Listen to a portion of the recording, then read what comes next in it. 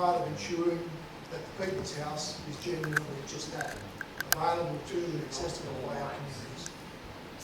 Ladies and gentlemen, before we move into the business of this meeting, it's worth pausing for a moment to reflect on the criticality of decision-making that will take place in this chamber, starting today and well into the future. On a political basis, and those decisions are for today, for tomorrow, and indeed well into the future. We've never shied away of that responsibility in the past, whether it be committing to secure an international broadband submarine cable, a key that opens a new world of digital opportunity for our region, to delivering a truly international standard airport, to creating Australia's only new city centre, to driving hard to secure our place in hosting the 2032 Olympic and Paralympic Games. But equally, we intrinsically know that retaining the lifestyle and natural assets that we all revere and love is what particularly resonates with our communities, which is why we pursued and secured our biosphere designation, and it is what will shape the decisions we and others will make in the months and years ahead. Decisions that will be made here, in this chamber, in this room, in our City Hall, in our City Centre. And increasingly, those decisions will impact at a state and national level as our region's contribution to the state and the nation becomes even more important. But we cannot let our state and our national profile be the sole determinant of the course we chart for our future. We know that local government is the closest level of government to our community. We live and breathe that every day. We represent the hopes, the ideas and the aspirations of our community, a responsibility that we never take for granted. On that note, councillors, I wish you all well as we continue to lead our region from this new chamber. I now proudly declare this meeting of our council, the first for the year of 2023, the first in our City Hall, officially open. Thank you. Susan, just to remind anybody watching this, there is a convention that on a rotation basis, each councillor has the opportunity to perform an acknowledgement of the traditional custodians. So, on behalf of council, I would like to acknowledge the traditional custodians of the Sunshine Coast local government area. We recognise the importance of our shared history and will continue to work in partnership with the Kabi peoples of the coastal plains and northern hinterland, and on whose traditional lands we gather today, and with the Jinnaburra peoples of the southern hinterland. We are committed to better understanding of the collective history of the Sunshine Coast and of this region's First Nations people. We wish to pay respect to their elders, past, present and emerging, and acknowledge an ancient and enduring culture that continues to deepen and enrich the life of our community. Together, we can build a better foundation of understanding, and it's upon that foundation that we can build a shared future. Together, we are all stronger. Thank you, Councillor Badowski. Please remain upstanding as I invite the Reverend Tanya Piper from his Peters Anglican Church in Mooloolaba to lead the prayer. Thank you. Thank you, Mr. Mayor. Good morning, everyone. Please be seated.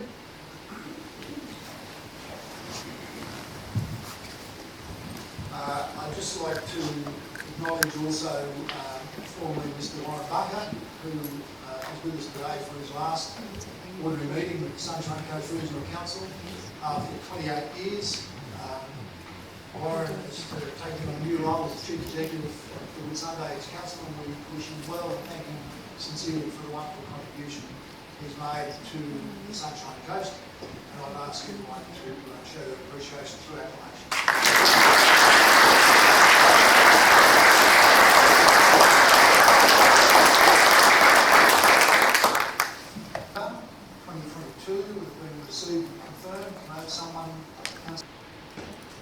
Very successful first vote, thank you. That's carried unanimously. Councillors, there's no mayoral minute, and I would remind you that the requirements of Chapter 5B of the Local Government Regulation 2012, which sets out how councillors' conflicts of interest are managed in local government matters. These requirements apply to how we will deal with any such matters in today's meeting. Should you have a conflict of interest, please raise that with me before the item is addressed. There is no procedural motion. We're going to now move to presentations. And I'd particularly like to welcome Councillor Johnston, who is going to provide a presentation on behalf of the Blackall Range Woodcrafters Guild. I want to welcome Julie Green, the President, David Friend, the Vice President, People Risk Advance Committee, and thank them for their participation in today's meeting. Over to you, Councillor Johnston. Today, so I'm your mouthpiece. Thank you. What I would like to say is the Blackall Range Woodcrafters Guild, based at Montville, is an incredibly important part of the inland life, because we've got several hundred members, 200 members. They do an awful amount of extra work in the community for the benefit of the community. And recently I granted them through my discretionary fund $2,000 towards the upgrade of the solar kiln and for drying timber, and that's well underway, and perhaps it's completed as I speak. The group has received a number of council grants over a period of time, which have been greatly appreciated by the group and by the community generally. It's enabled the woodies to hand-make woodcraft for other community groups on the Sunshine Coast. For example, every year since their inception 26 years ago, the woodies have donated hundreds of wooden toys to the Salvation Army Christmas toy fair for distribution to children. And the fact that they want to do this presentation today is further example that although some people in the inland sort of consider the council sometimes isn't fair in its distribution of funds, I don't think that that is correct today. And the fact that this group has decided to make a presentation to us on this issue today is greatly appreciated. And I thank you very much on behalf of the community as well as from that group. And I'd like to ask them to come forward and present the gavel to the Mayor. So, Craig, you'd like to come forward? An international award for us to be extremely so proud of. It's only the 4th Queensland park to receive this national accreditation, behind South Bank, Roma Street Parklands in Brisbane, and the Chinchilla Botanic Gardens. The Green Flag Award recognises well-managed parks and green spaces, setting a benchmark standard for the management of recreational outdoor spaces around the world. Benefits such as the status of being affiliated with this prestigious award is boosting our tourism and also increased revenue opportunities. The recognition as a premier beachside destination for our community, behind tourism and events, this area is also home to the award-winning Clown Music Festival, which attracts thousands of happy customers each year, and as well as our Anzac Day lawn service as well. The precinct vision is a great day out, but also a great day to enjoy for our visitors and community members alike. And also there were important impacts to this process as well from former council officers, Mark Cresswell, Robin Douglas, and Brisbane-based architect Rob Bailey, all played important parts in the redevelopment of Kings Beach.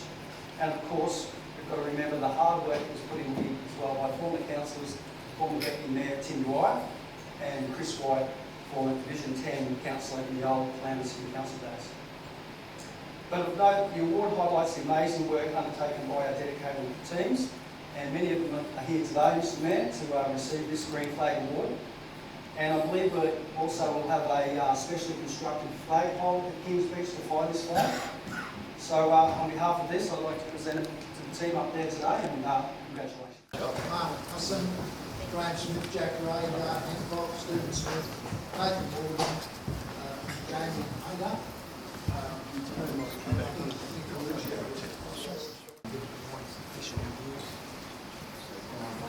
Revitalisation Stage 2 Central Meeting Place, and I invite Jamie Frank to give us a presentation. Purpose of this report today is to seek an amendment to the previously adopted placemaking Mooloolaba master plan, which was endorsed back on the 10th of December 2015. This is following results from the recent community engagement for the Mooloolaba Foreshore Revitalisation Stage 2 project, Central Meeting Place, which encompasses further review. In this presentation, we will present the recent community engagement feedback and the findings, including the community preferred central meeting place concept and the recommendation for Council's consideration. So as some time has passed since the endorsement of the 2015 master plan and also the 2019 detailed design, Council considered it necessary at the Council workshop on the 14th of March in 2022 to re-engage with the community to seek current views and opinions around the Central Meeting Place precinct. Key drivers of that change include critical engineering and accessibility reports, which have deemed many components of a 35-year-old Mooloolaba building close to end of life. Nor was it inclusive or compliant with current people and disability access standards and modern sustainable building design requirements. Additionally, the global pandemic, changing community sentiment for greater inclusiveness for all users and integration of First Nation peoples' cultural heritage and climate change impacts, such as rising sea level, frequency of major storm events, have added to this change. So why is this project important? The Placemaking Mooloolaba Master Plan sets a vision for Mooloolaba to be a world-class beachside destination. It is the jewel in the crown for the whole Sunshine Coast region for the tourism, and will help to reinvigorate Mooloolaba and the Sunshine Coast to become a critical play and entertainment experience for the 2032 Olympics and Paralympics, offering global marketing opportunities for the region with Instagram shots going around the world and on TVs around the world also. This also offers that important economic health and vitality for Mooloolaba and the region, and the draw card for major events such as the Tri Marathon, New Year's Eve. With an increasing population, it also provides much needed outdoor open space for locals and their daily social and active needs. The success of Stage 1 has shown that there's been great uptake by locals and visitors, and there's been improved spend in the shops, and economics has been really positive in Mooloolaba since then.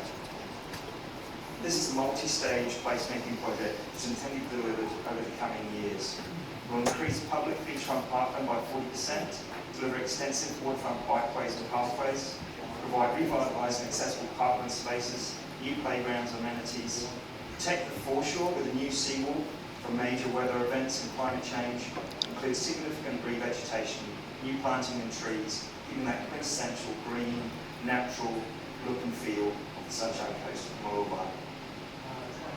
There's been significant commitment by Council in achieving this vision already. You can see on that slide here some of the projects that have been delivered in the Brisbane. The draw card is the beach and its foreshore. We have only delivered the first stage of this foreshore project in Northern Parklands. Council has agreed previously to progress the delivery of the foreshore in a north to south direction, though this stage of the project is needs to be progressed forward. Needs to progress forward due to the asset condition of the existing review facility.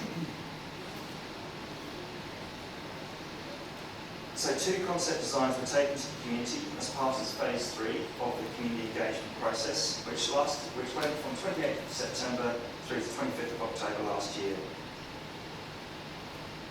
The first concept, Concept Blue, it reimagines Mooloolaba's beachfront arrival experience and celebrates its natural beauty and beach as the hero of the foreshore. It's consistent with the look and feel of the newly completed Stage 1 Northern Parklands, and it proposes a new public amenities building in the same location and on the same level as the Mooloolaba Esplanade, achieving a more inclusive and accessible outcome.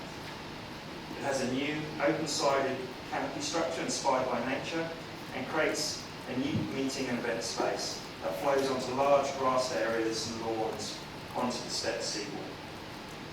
Concept Yellow reflects on Mooloolaba's recent history and involves construction of a new and rebuilt facility that extends the public amenities building. Is strongly influenced by the existing blue view design with an open-inspired timber deck. The central meeting place is maintained on top of the public amenities block, consistent with the existing structure, while a connected lower view deck offers a meeting place and event space. Entry to the amenities is via stairs and disability-compliant ramps, set down from the Mooloolaba Esplanade level, complies with accessibility standards. Council carried out a very thorough community engagement process, which enabled 3 phases of engagement and the 4th one to follow, subject to the direction by Council today. A broad range of internal and external stakeholders were consulted, including our project control group, with Councillors Matoli, Cox, Bray and Portfolio Councillor Suarez. There's all the groups of the organisation and branch. It's a very fast-spread project into the organisation. We also held community engagement events, one-on-one meetings with key stakeholders, public community consultation, a lot of advertising around in local schools and info boards, pop-up events, and it was a very thorough engagement process, getting a really large exposure. You can see by the number of 42,000 social media posts there, and the response to the feedback forms was 1,390 surveys completed. We only had 2 surveys which were inadmissible, which is a really good outcome. What we got there was a really inclusive process. It was very open and transparent. We chatted to lots of people. There's a 12,400 population in Mooloolaba, and we received that 1,390. That's 11%. So that's 11% strike rate on the population numbers there. So that's a really good result. We're usually aiming for hopefully 3%. And we targeted youth and visitors from the first phase engagement back in March, April. That was missing from our stats and our data. So we really tried to target those 2 particular groups. We got a 5% increase in youth uptake. And there was, of the respondents, 94% from the Sunshine Coast, which was broader than phase 1. And we actually increased in the phase 2 engagement. We actually had lots of new people. There was 66% of the people who were responding hadn't been part of the first phase of the engagement. So that was good. That meant we had really reached a large proportion of people. So I've got a lot of confidence in the transparency of the engagement results. Very open and clean debate. No strong influence from any one group. So in those community engagement results, there was a 75% support towards concept blue and 22% towards concept yellow. On the 4 questions we asked around preferred architectural style, preferred accessibility outcome, preferred arrival experience and meeting place outcome, and preferred open space outcome. There's all ranging between 69% to 75% in support of concept blue. Additional feedback we received were add more green, more trees, more grasses and native gardens. It was also to provide more shade and provide more park furniture as well. So the officer's recommendation is that council receive a note report titled Mooloolaba Foreshore Revitalisation Stage 2 Central Meeting Place. Approve an amendment to the previously adopted placemaking Mooloolaba Master Plan. Proceed with concept blue for the Mooloolaba Foreshore Revitalisation Central Meeting Place project. Refer this project to the 2023-24 financial year 10-year capital works budget development process of consideration due to the pressing asset renewal requirements. And also to inform the community of a summary of community engagement findings and final decision of council. Thank you. Thank you, Jamie. Conversation. It was a regrettable action of me not to support him and at least hear the views. I'm very clearly in 2 minds about this, but I'm very happy to see the conversation take place, and only for that matter. A second, Joe. Thank you. Councillor Matoli, you've got the floor. Thank you, Mr. Chairman. Before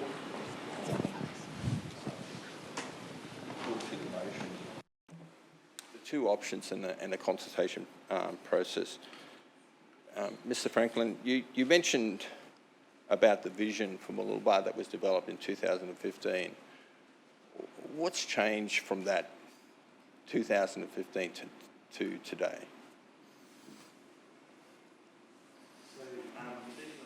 Plan, and for this particular area, and the reason why we were asked by council to go back out and engage with the community was because of the 2016 initial structural engineering report on the condition of the asset of the Loo of the View.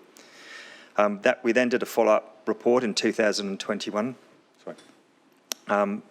with that SCG engineers, and in that report it provided information about the condition of the Loo of the View, and in their advice there's many elements which were failing, and through rusted fixings, through structural members corroding, to the point where the only components left remaining of the existing structure were the Besser block wall and the concrete piers, which had potentially another 20-year life left of the facility.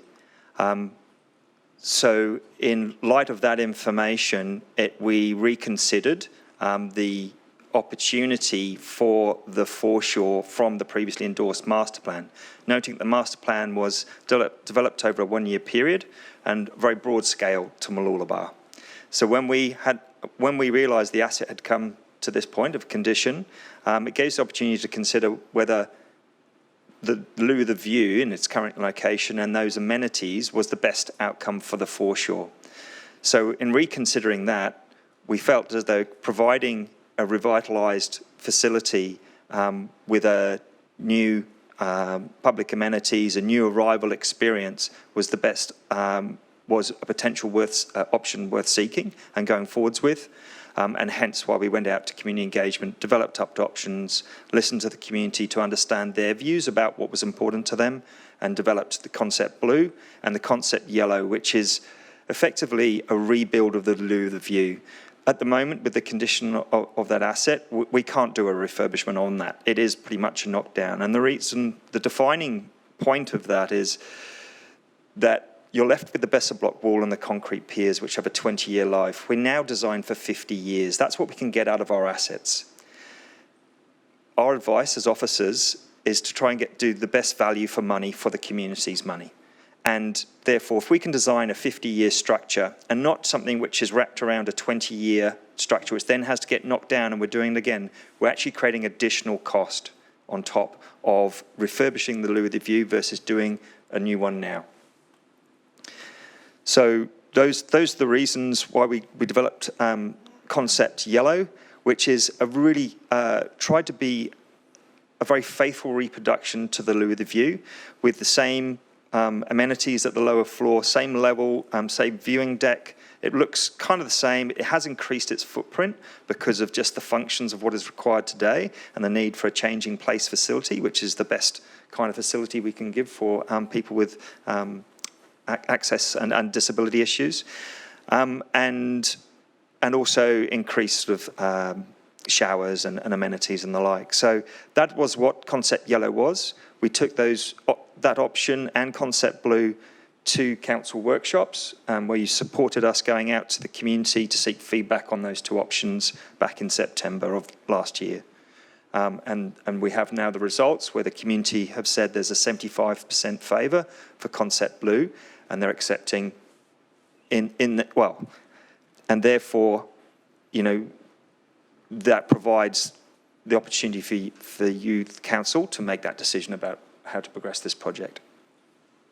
Just a follow-up question.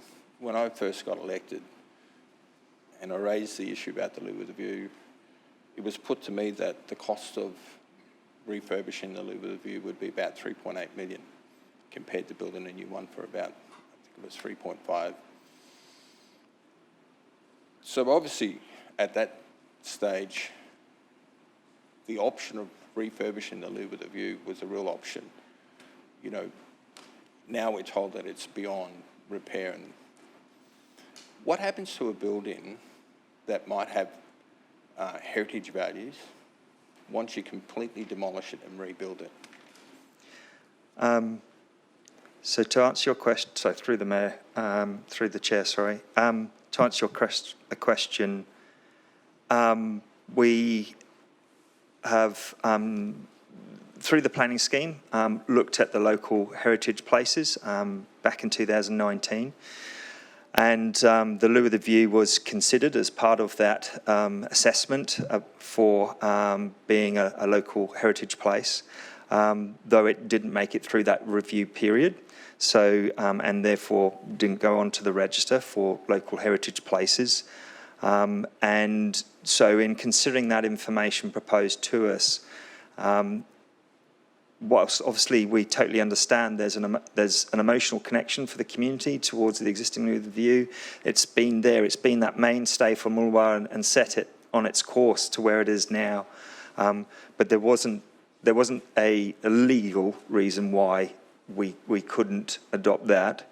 Obviously we've tried to replicate that quality and aesthetic of that design in concept yellow to try and reflect that. But obviously, concept yellow has no heritage value at all. Is that correct? Yeah, correct. It's a reflection of the previous. So no, there would be no heritage value. If I could just ask the supporting slides to be presented, please. The original Loo of the View was built in 1987, I believe it was. It went through a competition process, and Lindsay Clare of Clare Design prepared and they delivered this toilet block at that time. As you can see, it's just grass playground, the seawall and the toilet block.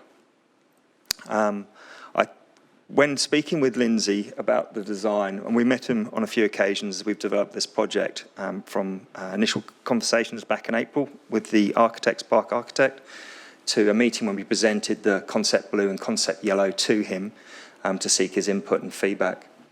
In our conversation with him, he mentioned that from his original design intent of open flowing amenities with a viewing deck and of the whole beach and that panorama, the 1997 works carried out under John Mongard, there was many changes made to not only the toilet block but also the surrounding landscape.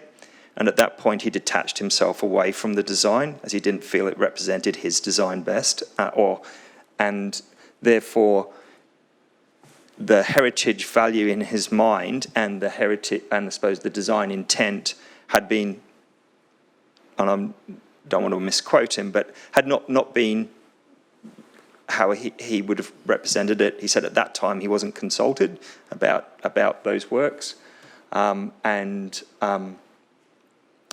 therefore the heritage value is potentially, in just my opinion, is maybe in the mind of the community who love that asset and love the feel of it. So from a legislative perspective, from an architectural moral rights perspective, there isn't that value in that existing Loo of the View. Did Lindsay Clare offer another option other than blue and yellow? A third option where he was prepared to work with council and the community to come out with a better outcome than what he believed either option blue or option yellow offered the community? Yes, in our conversation, he said that should council wish to engage him to develop up a design to present of an alternative version to this, he would like to apply modern day architectural design techniques to that proposal. At that time, we had engaged Bark Architects, who actually were students of Lindsay at one time, working in his Mooloolaba office, and are well-renowned architects on the Sunshine Coast. Steve Guthrie and Lindy Aitken. They are notable architects. We had engaged them for this design. I didn't want to get into putting one architectural design team against another architectural design team, and I didn't think that was in the best interest of the community. And we had already developed a design based on the same design principles which we would have given to Lindsay Clare to develop up a design, and that is Concept Blue, which is based about accessibility, inclusiveness. So based around breezeways, providing the functions of public amenities, toilets, a viewing deck area, creating connection to the beach. So, yes, he did offer that, absolutely, though I think there was many reasons why we decided that that wasn't the best thing to employ here. And we were already in a process, and in that offer was at the very beginning of August, and we had developed 2 designs which we were ready to take to the community and bring to council. So, would I presume then, obviously he wasn't that impressed with option blue, if he felt there was a better option than the 2 options that were being offered to council at the time? Through the chair, no, he was very complimentary of Steve and Lindy's design, and said that it wouldn't be that far away from where he would have pitched the outcome anyway. The other outcome in this is that through the development since the endorsed master plan in 2015, we developed up a suite of architecture and a suite of landscape and a suite of all the other elements for the foreshore. And we had just built stage 1 works, which has that architectural style. Now there's a stepping of seniority of architectural moments, of which this is part of a family, and this is the most senior element on the foreshore. So there is some sense that that design intent from the Northern Parklands of those amenity structures with those, I won't try and say what they call it, parabolic, I think, maybe roof, is then transfers into the design of Concept Blue.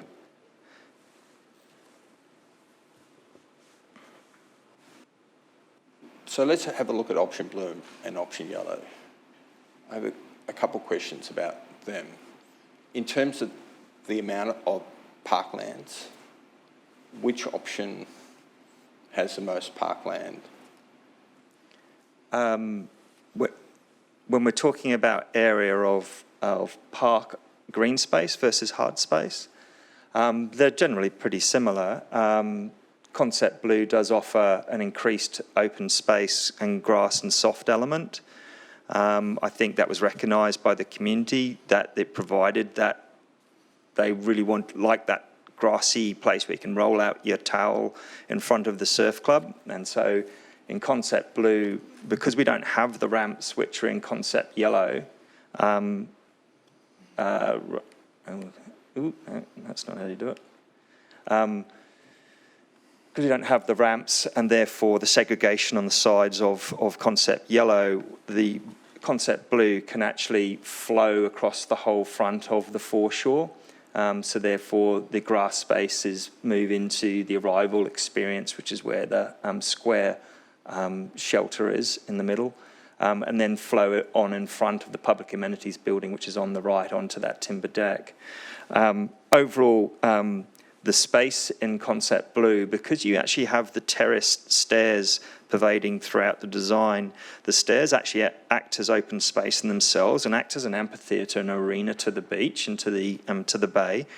So those steps, that seawall is vitally important, is actually part of CHAS, and that renewal of that seawall is very much part of these works. And you can't look at this project without needing to look at that seawall and ensure that it is set for the future to go along with the 50-year asset life, which we're designing for all the elements on the parkland, increase open space. One of the outcomes the community supported from the 2015 master plan, with an 82% support, was that they wanted more open space, and they repeated that in this engagement also. They wanted more green space. They wanted more. Once we had delivered Northern Parklands, there was really great sentiment around what an amazing open space, what a great decision it was by council to move that project forwards and make it happen and give us that parkland, and they wanted more here, and that's what we heard. So this option does provide a good combination, or Concept Blue provides a good combination of hard surface and grass and soft surface to it. Yellow does constrict a little bit because of, unfortunately, the ramps and the design outcome of that. But they're generally similar. So the question I want to ask is why, when we went out to the public and we had, if you have a look on page 120 and 121, you see both what was presented to the public in regards to Concept Blue and Concept Yellow. Concept Blue talked about that this plan, open plan design allows for increased beachfront parklands and new viewing decks, grass areas and terrace seating. It didn't elaborate that in option yellow. If I was to read option yellow, I would have thought that Concept Blue offered an increased parklands and option yellow didn't. It certainly wasn't. I want to ask the question, there are a number of trees that have to come down, large trees, the Norfolk pines. How many have to come down in option blue and option yellow? I don't have the specific numbers right in front of me, though we have got that information. I can provide that separate to this meeting. And I believe there are a few more trees, and I'm talking, maybe 5 or 6 more trees in Concept Blue. I have to come back to you and qualify that. I don't want to give false information. I think you're absolutely right, but my understanding is that more trees have to come down in Concept Blue. But again, that information wasn't made available to the public at the time that we went in regards to... The reason I ask is that back in 97, there was 1,000 people that protested in Mooloolaba. One of the significant issues that they protest was the belief that we were going to cut down a number of trees in Mooloolaba. So it is an important part that wasn't included, I suppose, as part of the concept of both yellow and blue that went through to the community. There was also comments in regards to personal safety and the way that the loo with a view, that the toilets are down the bottom. Over the life of the loo with a view, would you say it's a hot spot for public safety concerns? Because as a divisional council that's represented, I'm not aware that there's been any significant public safety issues. But yet it was a very prominent part of being able to put forward the fact that option blue was much safer than option yellow. Councillor, just before Jamie answers that question, I'd ask you just to ask succinct questions. Like, you've bundled a number of things together there that'll be difficult for Jamie to provide an answer around. So we've got time. Please, Jamie. Through the chair. The information which we received from the CRM process gave a lot of feedback. There was a lot of, I'm happy to share that with you, about the asset condition of the existing loo with the view and how that it was made people feel unsafe. It was dirty, smelly, and words along those along that like. From that information, from the that experience of those amenities, and from speaking to Sergeant Macca from the police down on Mooloolaba Foreshore, he relayed, in one of our meetings with him, he relayed a situation where he and several officers were caught on the deck, confined by the railings, confined by an entry and an exit point, only in 2 locations in the middle of a New Year's Eve brawl, that he felt that was probably the most scared, I suppose is the right term, he's ever been in his life in a public event situation, because it confines people in there and it was fully loaded and he couldn't get out, and they were trying to move his men out and they were getting attacked. So that incident, the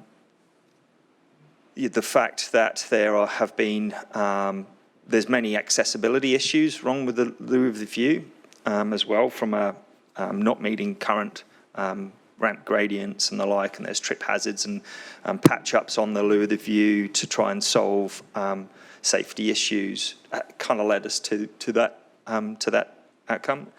Apologies if I've missed another part of your question. Thank you, Jamie. Mr. Mayor, if I could just open the debate in regards to... Councillors, I've obviously had a lot of history. I was around in 97 when the loo with the view was being built, decision by the Bob King Council to actually build it.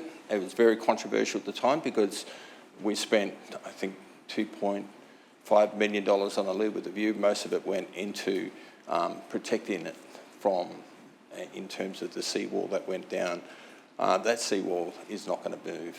I can tell you it's a very stable foundations for the live with the view, and as we know, the engineering report clearly stated that the building itself can be renovated and can extend the life for another 20 years. The biggest issue at the time was that we ran out of money. The toilets themselves were not renovated. So when people went there and they looked at the toilets, great facility, new decks, looked fantastic, the negative comment was, why didn't you renovate the toilets? So for 35 years, you know, these toilets have really never had any money invested other than some maintenance work that's gone in there. And so to be able to use the comments that people think they're smelling dirty, they're right. But I think over the period of time, I think council has had the opportunity and should have had the opportunity to renovate them and give people the sort of modern facility, especially with the amount of use that it gets. But when you read the comments of how favourable the comments are about the loo with a view, if you have a look at how many people actually use it, it's just incredible. Yes, there are some problems, and every building that was built in the earlier years had disability and universal access issues. The playground just down the road where Poppy Nass, a 7-year-old, had to point out to us that people can't even get access to a playground because there's only stairs. So if you're in a wheelchair or you have a pram, you can't get access. Yet, you know, we talk about the loo with a view, but there's plenty of other council assets that don't have that. Can you design that into anything? Of course you can. The discussions I've had with numerous architects is that the loo with a view can be renovated. If it's restored, it retains its heritage value. And that is something that 1,043 signed petition asked council to do. Option yellow is not that. Option yellow is a complete pull down, basically rebuild. And probably not built with the same timber decks or whatever.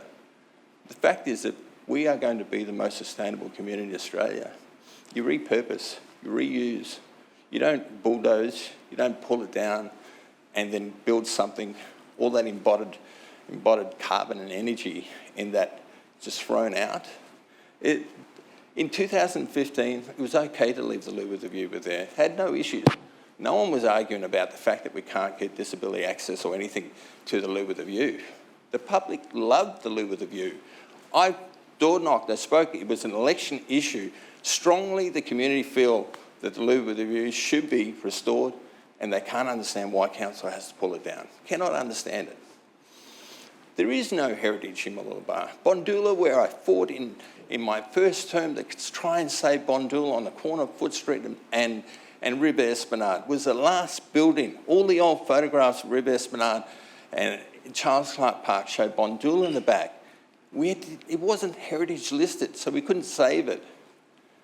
And it's interesting that in 2019, when we could have listed the loo with a view, we chose not to. It was a decision of council not to. Not because it didn't qualify, because I've spoken to consultants who believe that the loo with a view has all the makings to be heritage listed. But it takes council's requirement and desire to have it heritage listed. It chose not to do that. So since 2019, the loo with a view has been on death row. A decision was made, not by public consultation, but to change the location to the other side of Brisbane Road. We have the plans that show the loo with a view being moved, demolished, moved, no public consultation. And yet, I have to ask why. When the engineering report clearly says you can restore this, why the decision to move it when in 2015 the people endorsed the loo with a view to stay where it is? Where have we asked the people, do you actually want that option? Restore the heritage value of the loo with a view. Keep it, Councillor, 3.8 million. Can I get you an extension? Yes, thanks. Someone prepared to move for an extension? Councillor Law, second to Councillor Bobrowski. Those in favour? That's carried unanimously. Carry on, Councillor. Thank you, Mr. Mayor. So I'm struggling to try and understand what is the actual driver of why the loo with a view could not be restored, has to be demolished, and have to build something new. Is it because we need to have everything new in Mooloolaba? And I understand that we've got lots of awards and praise and the backslapping in terms of the Northern Parklands and great work that we've done. But the first master plan included the loo with a view with that, and the other stages, all incorporated in that. I don't understand what the motivating... But, you know, when I go back chronologically and try and understand when that decision was made, it was interesting that it was made at a point in time in between two ordinary meetings. When Abacus, Council entered into discussions with Abacus in 1 month, 1 month later, did a deal with Abacus, and right smack in the middle was the first noted minutes of moving the loo with a view to the other side. The engineering report was the basis that it was at a point that the loo with a view is end of life. And I accept the building. You know, if we're ever going to get an award for the worst maintained public building, maybe we qualify, because that building has not been maintained to the standard. In 2000, back in the Mauritius days, they stopped oiling the deck. I asked for it to be oiled. They didn't want to spend the money. It was too costly. And the maintenance of that loo with a view over the last 5, 6 years has just gone downhill. Council's own assets being neglected and not maintained to the standard that the public would expect. And it is something that I think is incumbent upon us as councillors to actually try and understand whether the community really understood and knows exactly what's going to happen. Yes, 1,300 people. It is not 11% of Mooloolaba, because all of those people were from the Sunshine Coast. A lot of people from the Sunshine Coast come to Mooloolaba. They come to use the loo with a view, whether they're tourists, whether they're locals. They don't just all come from Mooloolaba. When you think 340,000 people live on the Sunshine Coast, the moment the bulldozers come in and start pulling down that loo with a view, I'll guarantee you it would be front page story, and there will be people saying, what the hell's going on? That don't know. Because we think everyone's informed, but I guarantee you they're not. They're not. And if you listen to the general comments around the community, you would understand that I think a lot more people would prefer for us to at least give them the opportunity to restore and keep the heritage value. The one thing that we don't have in Mooloolaba that we could make. Why did they call this building iconic? Today, it's interesting, we're in this brand new building. It more than likely in years to come will be an iconic building. You're not going to pull it down and build something new. The brand value of the loo with a view is that when you see it, you know it's in Mooloolaba. Just like any other iconic building around the world, you know exactly where that building is without having the subtitles to tell you where it is. I think it's important for us as councillors, when we make decisions, we need to have a look and understand all of the information. I am not convinced that the loo with a view can't be restored, and can't be restored within a figure that within our budgets is capable for us to do. $16 million for Option Blue, and I know that we don't have that money in our budget, and yet we were required to make a decision today that basically condemns the loo with a view. Gone forever. But before we do that, just defer that decision. I haven't asked you to knock Blue out. Just give the public the opportunity to have that option that was put forward in the petition, restore it, maintain the heritage value, and give us the loo with a view for another 20 plus years. If it's not worth saving, then we might as well stop this argument. We might as well stop today. But there are a lot of people out there that believe that that's exactly what council should be doing. And I'm hoping that council will support this. Thank you, Councillor Natali. I'll go to Councillor Cox. Thanks, Mr. Mayor. Not too sure, is that on? Yep. Councillors, I won't be supporting this here today, and I'll just list a few of the reasons why. I'll start with the fact that it doesn't make financial sense to try and renovate and refurb something and get 20 years, as opposed to the concepts that we've gone through our community engagement, which show 50-year lifespan. So, for me, I mean, Councillor Natoli sits on our audit committee, and financial management is a huge part of being a good steward of ratepayer money. And for me, when I look at this particular motion that's been put up here today, it just doesn't make sense. You know, 20 years for something that's going to need continual work and still doesn't address things like the seawall. We've got a coastal hazard adaptation strategy. Let's just throw that out the window. Let's just renovate this thing because apparently the seawall underneath it's okay, which I'm aware needs that total tie-in along the whole precinct. The second part I just wanted to raise is this is a significant departure away from the thorough community engagement process which Mr. Franklin has outlined in his earlier presentation. So the petition that Councillor Natoli's just referenced a number of times, and it's up there in, I think, Part B. Well, that petition was actually received on the 4th of May last year, the 4th of May. So some 5 months or so before we've gone out to the community with the information and asked them to choose. 5 months before. So do you think those people that have been signing that petition knew all the information? Of course they didn't. And it's interesting, I went back and had a bit of a review of some of the signatories, and unfortunately there appears to be Crocodile Dundee and Ben Dover have signed the petition. So I'm not too sure that there's 1,043 legitimate signatures to that petition. And then I look at the fact that we might end up with a compliant, if this was to get up and we end up with a compliant toilet facility which might address some of the access and inclusivity issues and challenges that currently exist with the loo with the view, it's still not best practice. We've got the opportunity of a lifetime here with the 2032 Olympic and Paralympic Games. Do we want to have something that's not fit for purpose? I don't want to have my name associated with something that's going to be second rate. And I just want to touch on the fact, my last point here is just, there was commentary around the Northern Parklands and the backslapping and things like that. Well, that's an award-winning parkland for the community.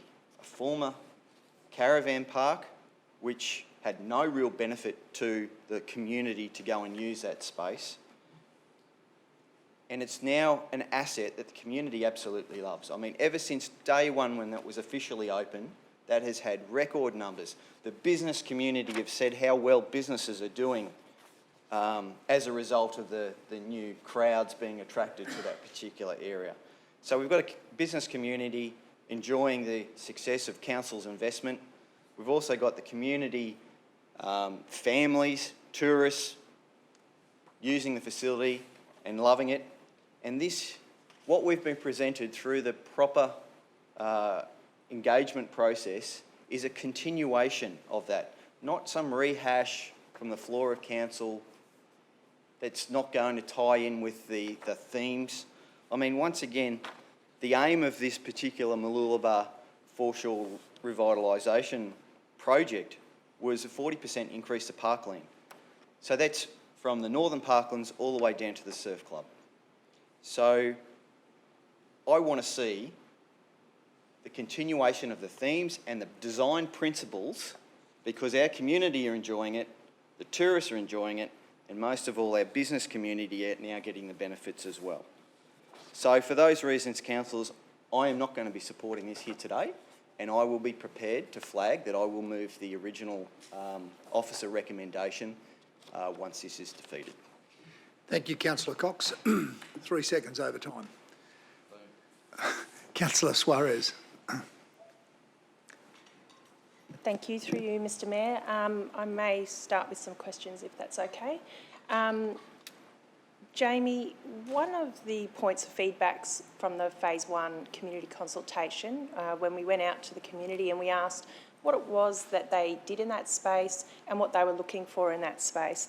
And one of the clear messages was improved safety.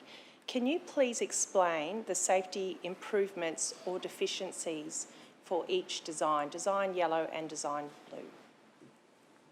Specifically for the amenities portion of the loo with a view. Yeah, sure. Through the chair, I'll just take you through to the design. The other presentation. Thank you. Sorry. So safety. This is the original layout in the top left-hand corner of the loo with the view from the Clares from 1987. There was a renovation. We believe that image is about 1997 or maybe a little bit later. And then we have the concept yellow. By retaining the existing layout of the loo with the view, you have a one-sided building with its back into the embankment. What that means is that if you look at the, and I'm not sure if I've got a pointer, it does work? Yeah. If you look at this, the original design, there's only one in and out into I think this is the females on this side, and then the males on that side. And that was continued in the previous renovation. In this design, we've made it unisex, so there's actually 2 in and out exits. And that's so if I don't know if predator is the right word, but if someone of ill intention goes in there, that people have an alternative route to get out, which is great. Keeping that design to keep the actual amount of unisex toilets and showers that we need, we've added on this building to the right-hand side in addition to the building. But this only has one entry in and out on this, just due to the space requirement and the functions we're trying to do. We can make that footprint a little bit bigger and maybe we could redesign and get it better, but again, same with the changing places. So there is that safety element to the public amenities versus Concept Blue, which has best practice safety of being able to, and I'm not sure if which has, by having full movement through and around this whole building. So you've got access ways running through this building, and it's fully able to be accessed on all sides. So that's response to your safety question. Did you mention access? No, just safety. Just safety. Thank you, Jamie. Just if you could go back to design option yellow, please. Sorry, with the layout of the toilets and the amenities. Yeah, sorry. Okay, sorry, wrong way. Yeah. So, if it were possible to renovate or refurbish the existing amenity building, would it be possible to do the addition of the family room and the changing rooms, the 2 additional parts of that amenities building? With the current seawall, if we were to retain what had a lifespan of 20 years remaining? Through the chair, so that is that version. It is an addition to the building footprint. If you're saying that if we were to include those new functions and facilities that we need to do in the existing footprint only, so you could have effectively the outside is an exact replica of the original loo with the view, then you would reduce your number of amenities, showers and toilets in that facility, and therefore we'd probably have to build a second building in relatively close proximity to include those functions such as a changing place facility and enough toilets and showers to service the community. So you'd be building 2 buildings. If you wanted to retain on the top left-hand corner that footprint only, was that the right answer to your question? Yes, Councillor thank you. I had a look at the definition for what renovate meant and what refurbish meant. So renovation is basically restoring something to its, former standard, to a good state of repair, and to renovate or to refresh is to update colours or tiles or change, the toilets themselves.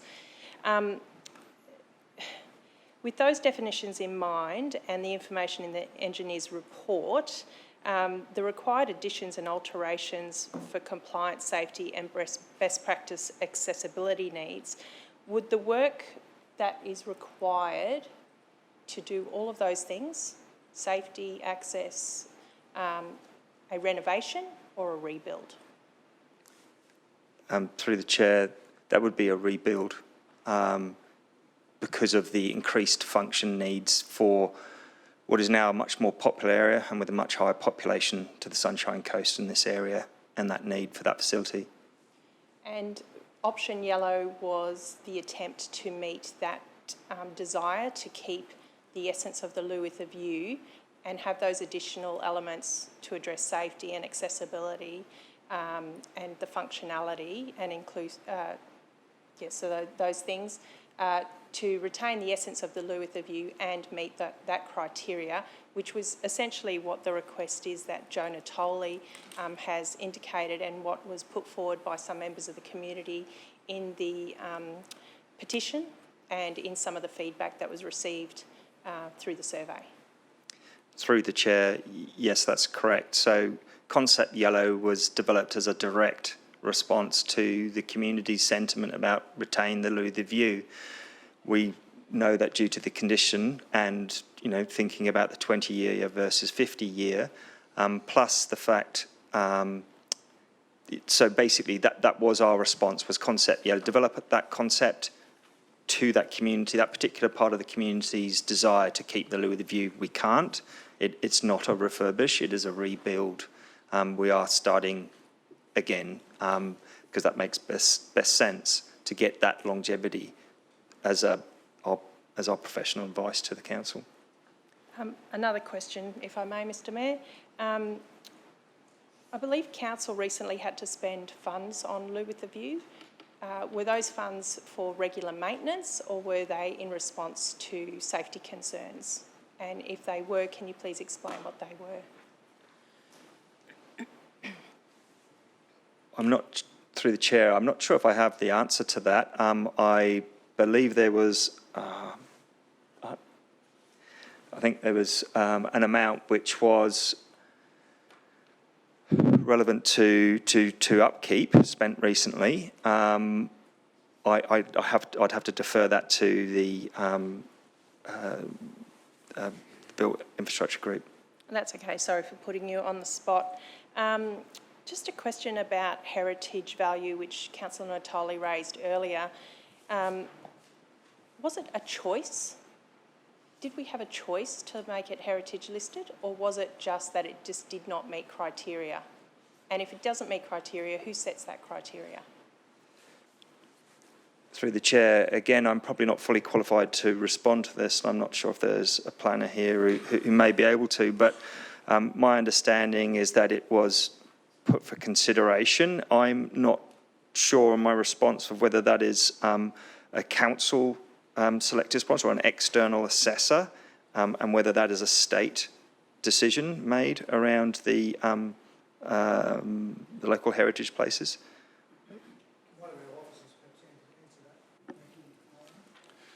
Through Mr Mayor. So the way the process occurs is we actually put up a whole range of nominations, some that come from the officers, some that come from the community. We have an independent panel of an expert who actually runs through and determines whether it actually can meet the criteria to be a heritage listed site. Not all sites that are nominated meet that criteria that they run through. In this particular case, it didn't meet that criteria and therefore it didn't make the list to go forward. Thank you, Warren.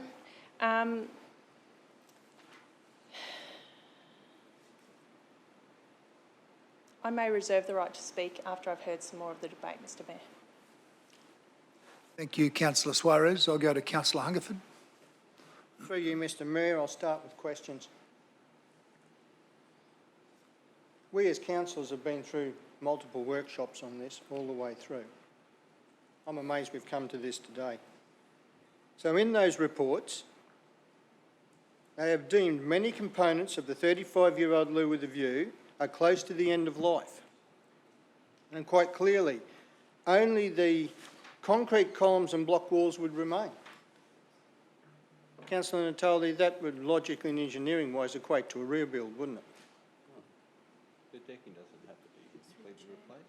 If most of the major components are at end of life and you're only going to have the concrete columns and block walls left to use as the shell, that equates to a rebuild, an expensive rebuild. You should direct your question through the chair. Thanks, Councillor. Sorry, Mr Mayor. So Councillor Natali has answered that one? Do you want to respond, Councillor Natali? The engineering report stated that the roof had to be completely removed, yet the engineers did not actually have a look inside the roof cavity. There's some surface rust on the outside holding up the roof. That's the engineering report that we've got. Did not actually investigate inside to actually look to see whether it was that corroded that it needed to be replaced. The brackets that hold the decking, yes, they need to be replaced. That structure would have collapsed based on everything that we've heard, Councillor, over the last 12 months. And Anzac Day, when there was no standing room on both decks, and on New Year's Eve, fireworks, both the 8 o'clock and the 12 o'clock fireworks. I was there. You could not move. Councillor, If it was so unsafe, it would have collapsed. Councillor, I think you're moving. There's a lot of components there that could be salvaged, I think the and question, the decking's one of them. The question was specifically about, do you regard it as a refurbishment or a renewal? I'm not convinced that the loo with the view is that drastic. I'd love, and I have had engineers have a look at it, I've had architects come and have a look at it, they all believe it can be restored. Thank you. Carry on, Councillor Hungerford. In your reasons, the original estimate to renovate the loo with a view was 3.8 million. How long ago was that figure? And on a major thing like that, I believe that figure would be nowhere near the mark. Would there be a realistic figure on having to refurbish that? Well, back when that figure was touted, Graham Juniper said give him $1 million if he could keep the change, he would renovate it for us. So, you know, that was the cost that was being touted at the time. I don't know whether that was a legitimate cost or not, but as far as I'm concerned, there are a lot of significant parts of this, the loo with a view, that doesn't need to be replaced. All the stainless steel, it's all marine grade stainless steel, it's still in reasonably good order. The decking, yes, there's a few pieces that need to be changed, but over that period of time, the fact that it hasn't been oiled, it's logical that some parts of those decking need to be changed, but not all of it. Not all of it. Thank you, Councillor. Carry on, Councillor Hungerford. As we have heard before, we're looking for a 50-year lifespan. This is only looking at getting another 20. In doing that, to get the additional years of service life, this is achievable with ongoing maintenance and upkeep of surface coatings, membranes and draining elements. That's an unnecessary cost, is it not, Councillor? And what would that cost the ratepayers over that period of time? Well, it's interesting that the engineering report back in 2016 and 5 years later, both reports said a 20-year. So we add another 5 years. So the engineer, 5 years later, still believes it's 20 years. So we're now at 25 years. And in 5 years, it might be another 20 years. So it could be 30 years. Who knows? So subjective. The fact is that any major infrastructure that we council own have an obligation to maintain. It hasn't been maintained. It's been probably one of the worst pieces of assets that I am aware of that hasn't been maintained for the use that it gets and for the image that council has. You would think that we would put the resources over the years to maintain it. If we don't maintain things, then what's the point? Thank you, councillor. I'll just remind all councillors that our normal practice is to ask questions and respond through the chair. It avoids any unnecessary conflict, so I just, in this new environment, remind you that that's our preferred means of operation. Thank you, councillor Hungerford. Through you, Mr Mayor. The premise of this alternate resolution is on a petition that was received in May, the beginning of the process of community consultation, containing 1,043 signatures. The response to that was option yellow, which is put out to the community in the existing place, and that's come out clearly with only a 22% support rating. Is that not the case, councillor?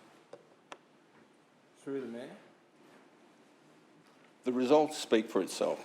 I was asked that question, why would 75% of the people support option blue when I, and I believe the majority of the people, still support the live with a view staying? It's easy. You read the language. You know, we use words in concept blue about reimagining Mooloolaba and some of the other wording that has been used there. There's no doubt that blue was a preferred option for a council, and when I was asked to stay back and not get involved and take a position in terms of what I felt, I did that. But it was very clear that there was a very strong influence in terms of the way the public perceived option blue versus option yellow. You read it, the language is clear. The press release that came out when I said give both options the opportunity condemned the live with a view. First, the safety aspect. Second, the disability universal access. It's no wonder 92% of the people's main interest in comments was about access. They were influenced by our team out there. Community organisations came back and said to me that they felt that option blue was the one that was being pushed. Of course it is. It's the preferred option. If you're a salesman at Harvey Norman's, you want to go and buy a fridge, I'm sure the salesman is going to talk you into something else. Thank you.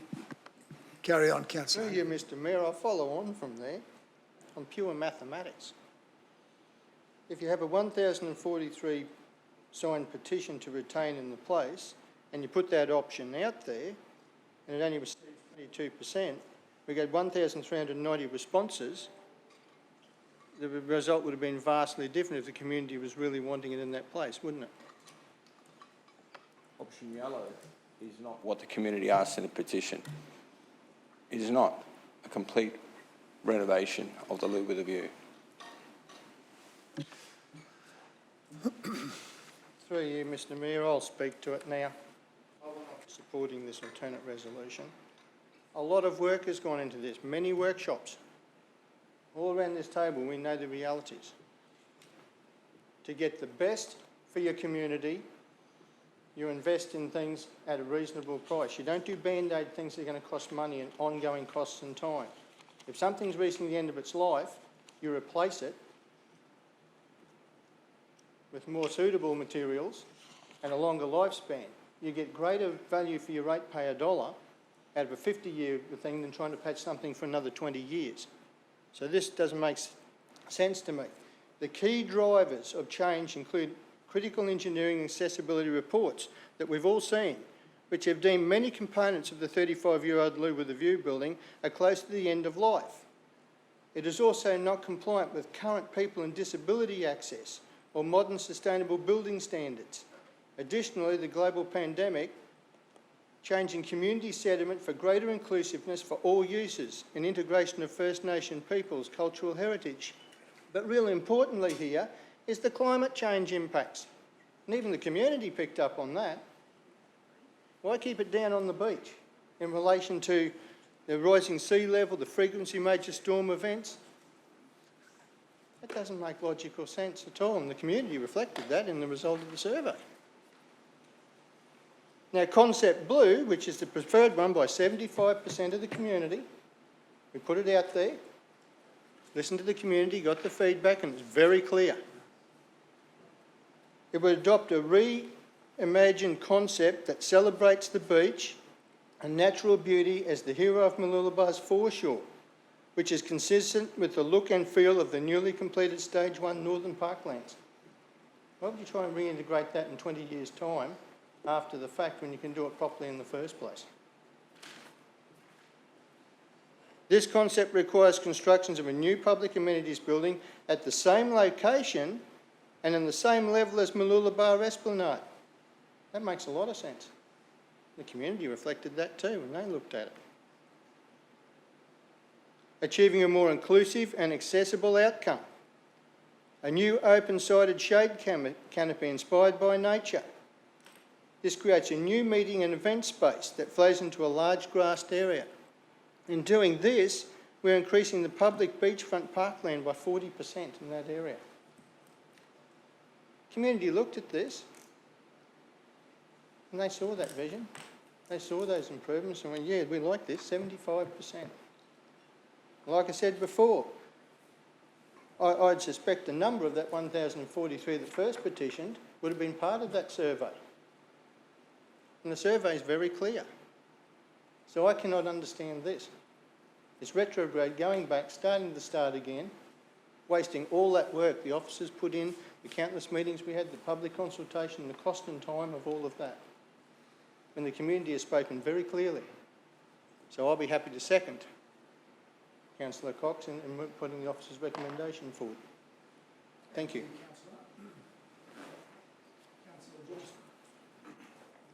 Thank you, Mr Mayor. I've got a few questions too. I'll direct them through you to Jamie Franklin. And thank Jamie for all the hard work that he and his team have done in relation to this project. But the question is, if we were to go down this track that's being moved by Councillor Natoli, and we rebuilt or refurbished the existing structure,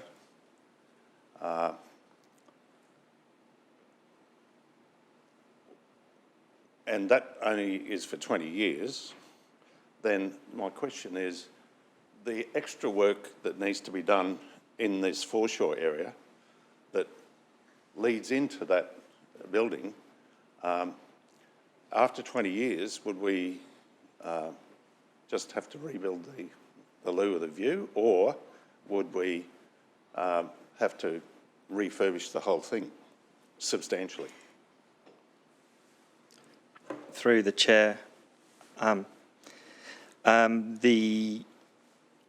so concept yellow, which is the rebuild option, you can see. Talking about what? Oh, just a straight refurbishment, yeah. So then, yes, there would be bleed out into landscaped hard and soft areas, which would be impacted by retaining the loo of the view in its current location and look and feel, and just doing a refurbishment only. So future works, you'd also not have the ability to build the seawall for the future. The current existing seawall is quite vertical in its nature, and you can see this is after TC Oswald in February 2013 of what a vertical wall and that wave refraction will do. The intent is of that stepped terrace seawall is that it will dissipate wave energy in the future. Not saying it's going to stop beach scour, but the idea is that it will dissipate that wave energy and not be so bad. So that is part of that design, so you won't be able to build that seawall, so that will impact on the beach for the future as well. So yeah, lots of associated works which would need to be done if you were to redo it in 20 years' time. Thank you, Mr Franklin. Look, in one way, I'll speak to the motion now, Mr Mayor.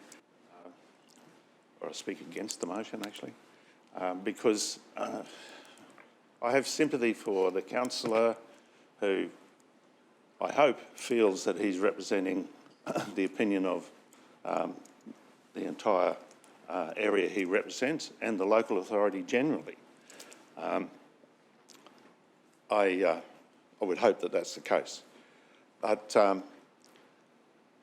as a general rule in this council, if a councillor has been opposed to something that's happening in their division, most of the time fellow councillors go along with it.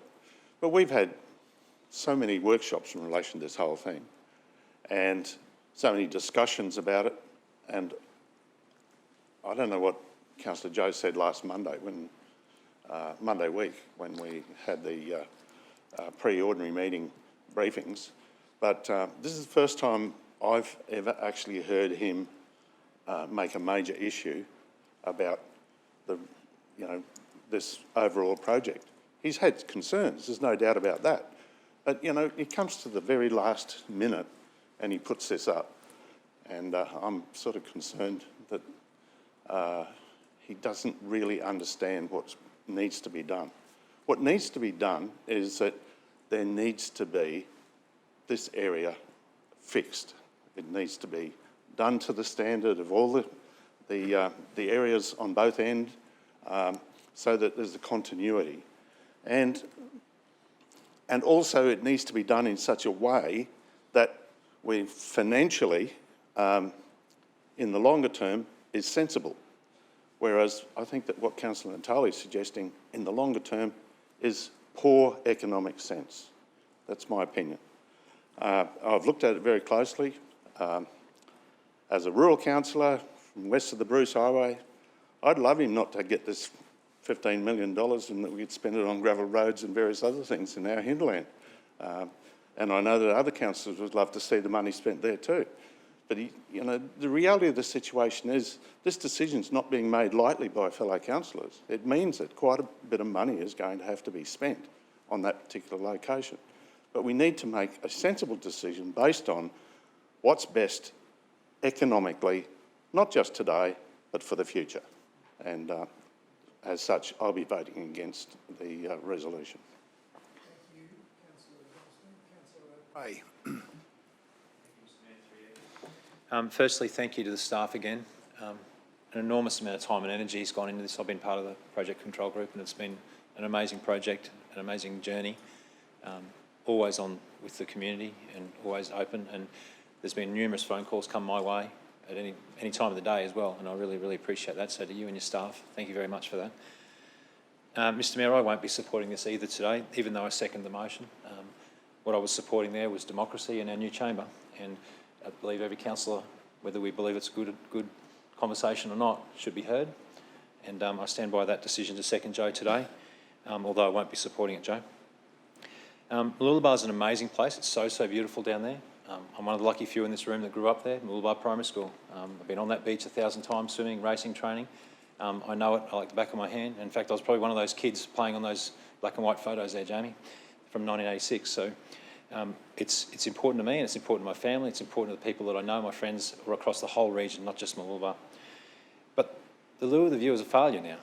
It's embarrassing. It's old, it's ugly, it stinks. No one likes it, no one enjoys it. It's time to knock it down and start again.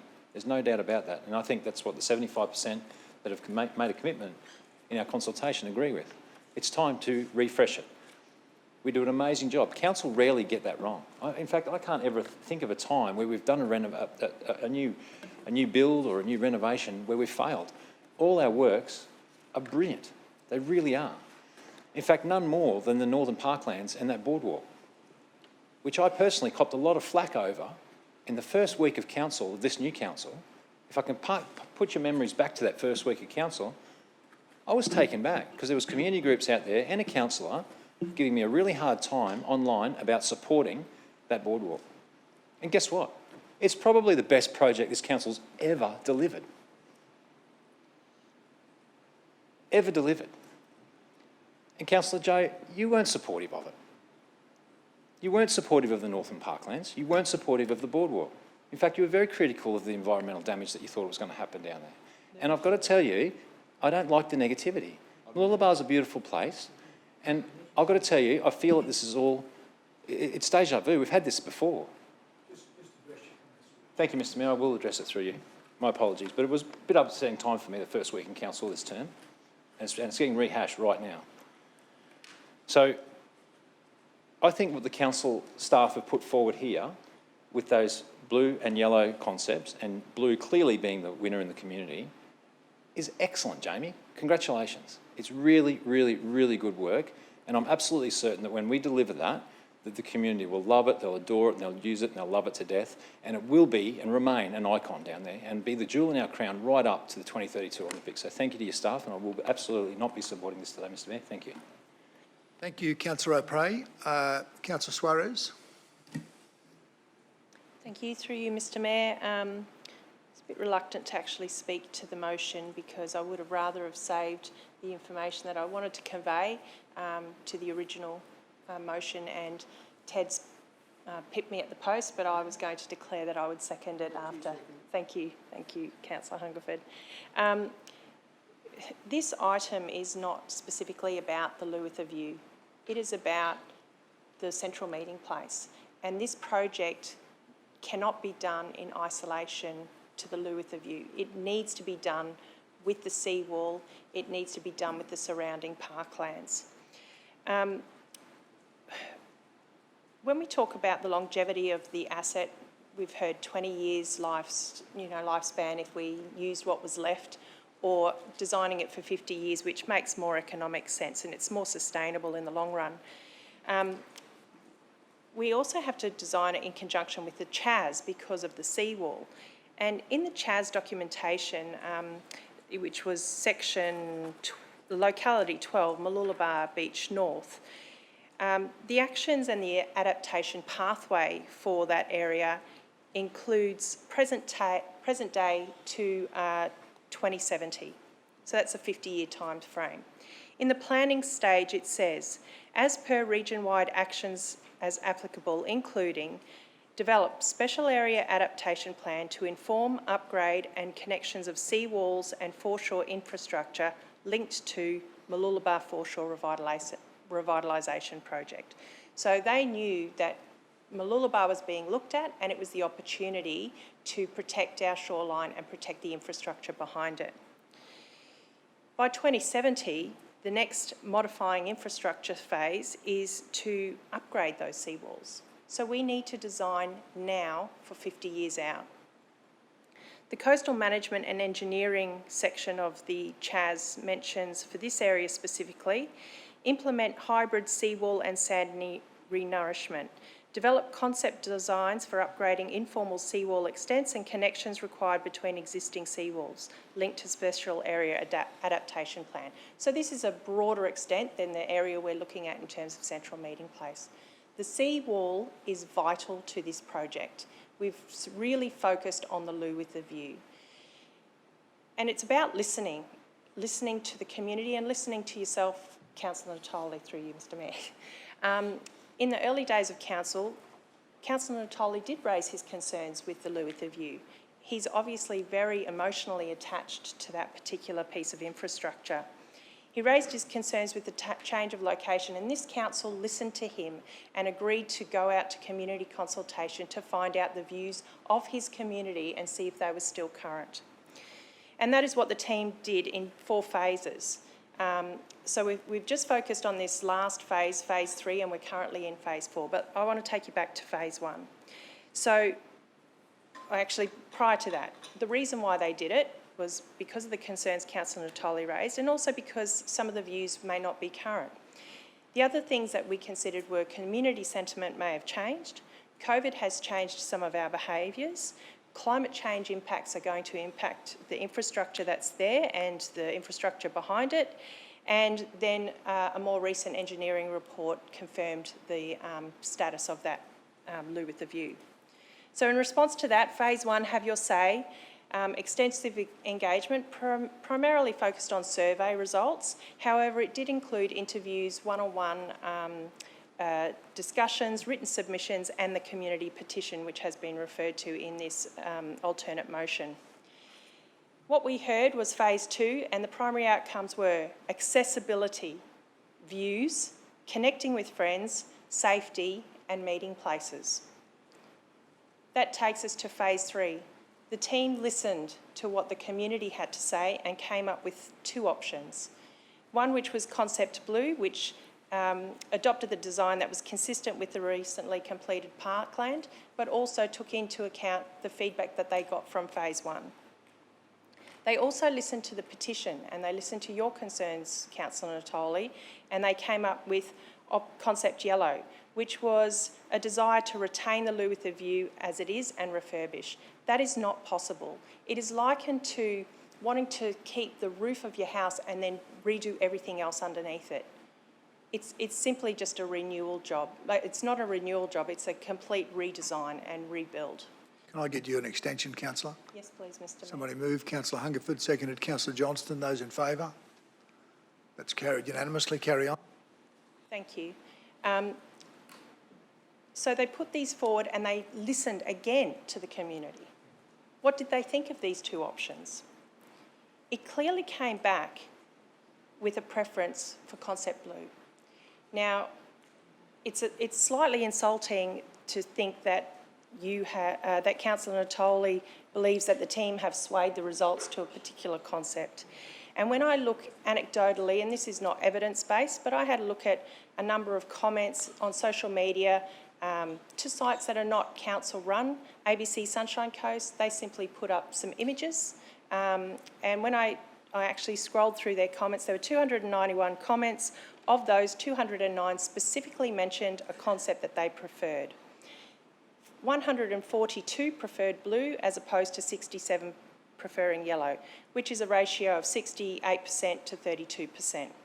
So it's clear, outside of council's consultation, that the general public preferred option blue. And we need to listen to that, Joe. Sorry, Councillor Natoli, we need to listen to that. That's the whole purpose of this consultation.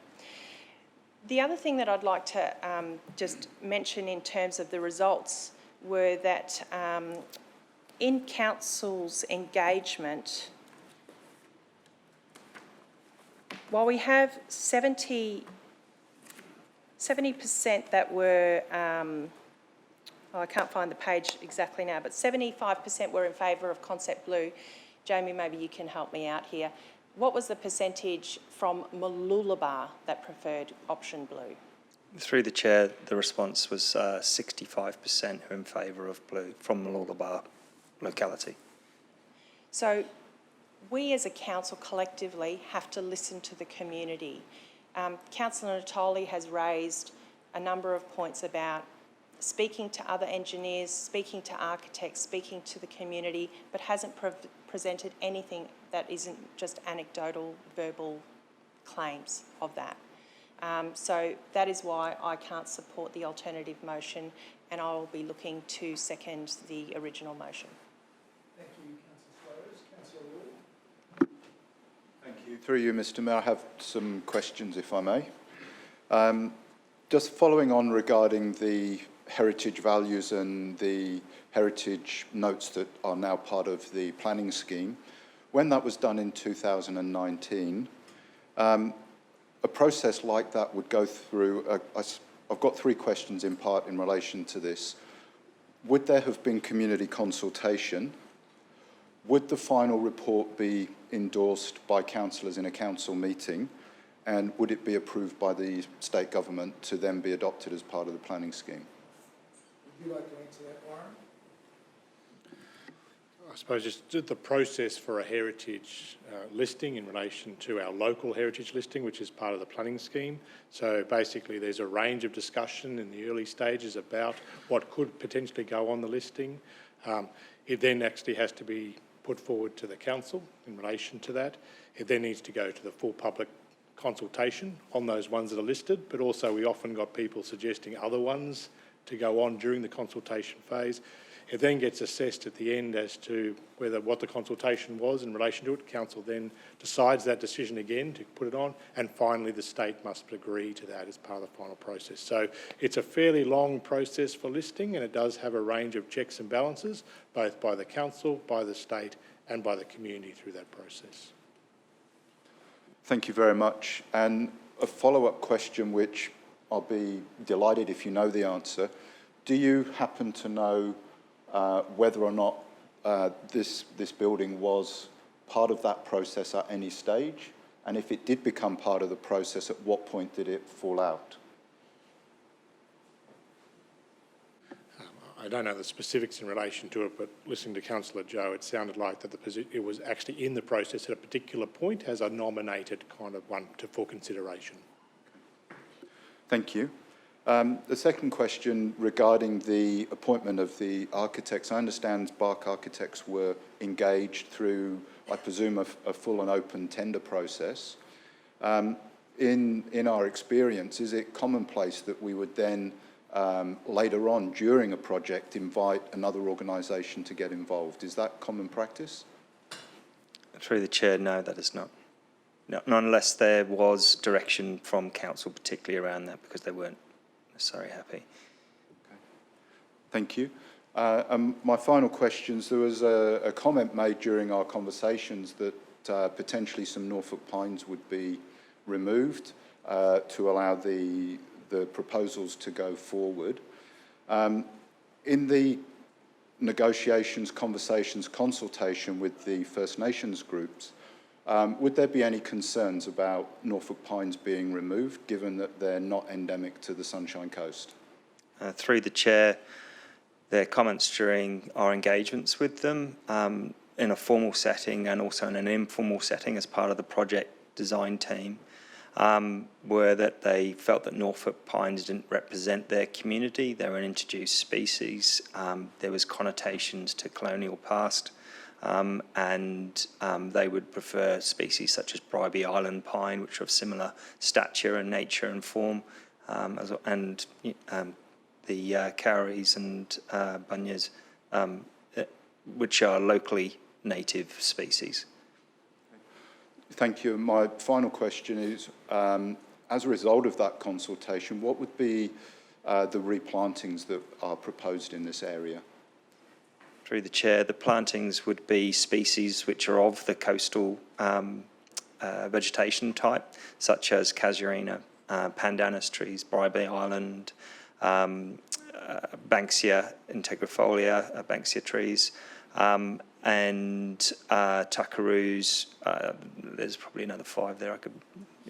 Something like that. And my final question, thank you, Mr. Mayor, is would you expect the overall green canopy to be increasing as a result of this project, whichever version eventuates?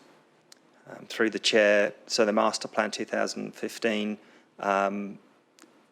that design at that point there was a commitment to put increased numbers of trees in for any taken away. The community actually supported the removal of some Norfolk Island pines. We actually asked that specific question on that survey from the master plan, and there was, I think the response rate was over 70%, at 78% I think it was from memory, that they were supportive of species being removed to allow this new open space and parkland to occur. And in the design, which we have for both concept yellow and both concept blue, there is more trees than is currently there, with the fact that we will further review the approved design by council to add more trees based on the feedback we got in the phase 3 community engagement, because they wanted more shade and more trees. Thank you. No further questions. Thank you, Councillor Wall. Councillor Dabrowski. Thank you, Mr. Mayor. And through you, just a question to Jamie. Look, if we were to attempt to refurbish, and we've used different words, so perhaps it's either refurbish or a major refit of the existing infrastructure, would we be able to achieve the accessibility and amenity standards that we have sought to achieve in either yellow or blue? Through the chair, a refurbishment of the existing loo with the view leaves the deck at a level of 4.85. The averaging sand level is at 2 metres, so you've got a 2.85 change there. You've got a road level at 6.5 to 6.7. So overall, it sits the deck of and the toilet of the existing loo with the view sits in between the sand level and the upper road level. To achieve grades down to that level, to the amenities, you can achieve 1 in 20 grades, which is compliant and it meets current standards. Currently, the facility is not compliant. It's those grades are met. So you could meet compliance, but is it best practice? No, it's not best practice. Best practice is when you can design out levels, design out ramps, design out segregation of people in wheelchairs having to walk a different path necessarily from maybe their family members who they want to get down to the beach. So there's a very strong push, and that is the reason of the DDA, the Disability Discrimination Act, to ensure that we try and design these places to be best accommodating for our communities. You will struggle with the refurbishment of the existing design because you can only get a 1 in 20 ramp up to the upper level is the real challenge. The lower level, we might be able to integrate something which really just blends in, but it's the upper level. You have to put a ramp up to that upper level, and that's why we decided no, the viewing area shouldn't be at a point where it is elevated above the toilets. That it needs to be somewhere where it's easily accessible. If I may, I wanted to ask that question to just draw attention to the fact of the compromise that essentially we're being asked to consider. And I find it somewhat ironic that as, again, a hinterland councillor, that I'm really supporting an investment in a coastal asset that apparently we could spend only about 4 million instead of 15 to 16 million. But the compromise is the issue for me. I think we've been taken on a very good journey today through the presentations from 1986, when I should remind us that the population was about 117,000 for the whole region. And when you look at that photograph, you clearly see a design that's intended to aspire to a sort of a high level of domestic amenity. And it was innovative in its day. By 1997, we're at 209,000 people, and we started to imagine that we would position Mooloolaba perhaps certainly as a Queensland destination, maybe even start to thinking that it's a national destination, given by the number of people that are visiting. And here we are today with a population of around 365,000, with a very clear shift in our aspiration for Mooloolaba as a world-class international destination, and that requires you to aspire to the best practice, not to just squeezing it into compliance, but to best practice. So to me, this is really revolved around how do I feel about this opportunity to position Mooloolaba, as you said right back at the beginning, as a world-class destination, which we deeply understand is a reality for us. We're going to be hosting the 2032 Olympics as a delivery partner. We will have billions of eyes on our region. But even if I put that aside and just say, look, if I listen to, and I think Councillor Suarez did a really good job of summarising the consultation process, I believe the community gets it too. I think they're with us. I think they understand that we're actually not just fixing something up to be compliant, we're actually aspiring to be a leader in sustainability and the sustainability practices that will be available to us when we do a substantial rebuild. And I think they're with us. I think you've demonstrated very well, as far as I'm going to trent it, that you did it so well. No, the community gets this. They understand that Mooloolaba is a very important destination, and moving into the future, we should aspire to best practice, not minimal compliance. And on that basis, I won't be supporting this amendment today. Thank you, Councillor Babrowski. You have a question, Councillor Johnston? Yes, Mr Mayor. through you to Jamie. In relation to the trees that are going to be removed, the Norfolks, are they being removed as a result of a new building, or are they being removed as a result of improving the flow of pedestrians and et cetera, access to the site? Through the Chair, they're being removed a multitude of factors. If you look at the footprints of the concept blue and concept yellow, you'll see the building, we tried to represent both design options pretty much as close as we could to the existing loo with a view. So a lot of any tree loss might be because of the challenge of the levels and trying to get compliant grades for hard infrastructure around. Of course, we will try and minimise that loss as best as possible. And as a passionate landscape architect for preserving trees and the like, I will put the lens on my consultant team to really ensure they do their best there for the community, because I know the pain that might cause for the community and for you as their representatives as well. We will try and minimise that impact. Councillor Dixon. Yes, through you, Mr Mayor. And, you know, one thing I'm proud of today is the fact that we've got councillors from the whole region who are really passionate about Mooloolaba.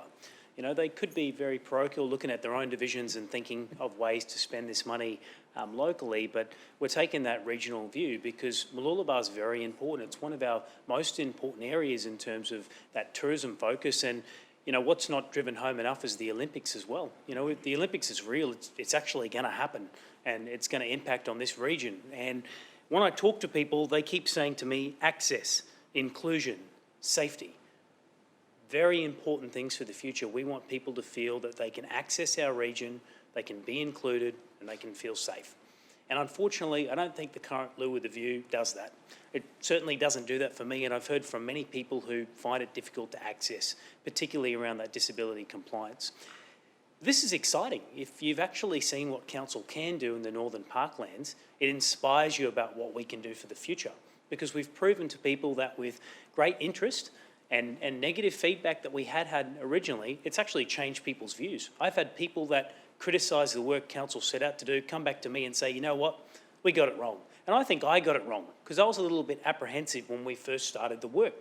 I thought, this is going to be a major change in Mooloolaba. I'm not sure how I feel about it, but council has done extremely well because the community's now on board.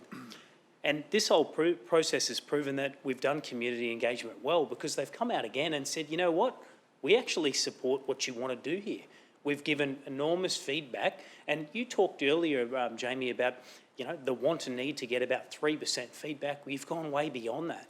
And I remember being involved when Chris Thompson was the councillor here originally, you know, 7, 8 years ago, when we were engaging in Mooloolaba about this very process and this very project. When I look at it, this is about bringing and opening up more green space to Mooloolaba, because at the moment you've got significant car parking and bitumised spaces that I believe the community want to see turned into green spaces. They want to be able to set up the picnic blanket and rug and have that view and aspect of the ocean and have more greenery. It's what I keep hearing. This region becomes overdeveloped. We don't have enough greenery, so we do something about that.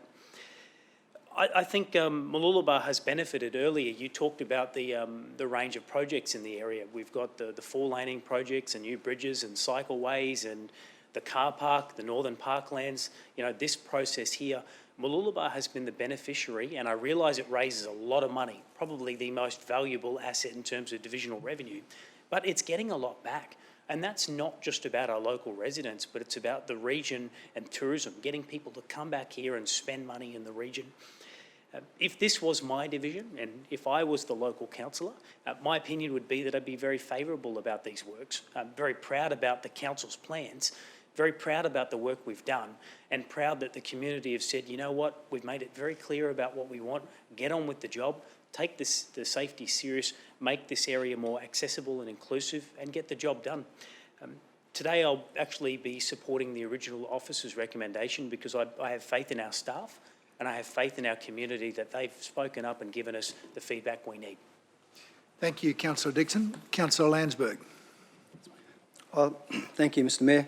And it's good to sit back, as probably usually I'm very consistent in coming late to the party and having a conversation about issues at hand. But first of all, Jamie, could we just go back to the picture of the foreshore area with that severe erosion that was shown, please? So that image there, to me, as a councillor representing Caloundra Division 2, and especially with our changing environment and climatic conditions that we've seen, to me is a really big concern.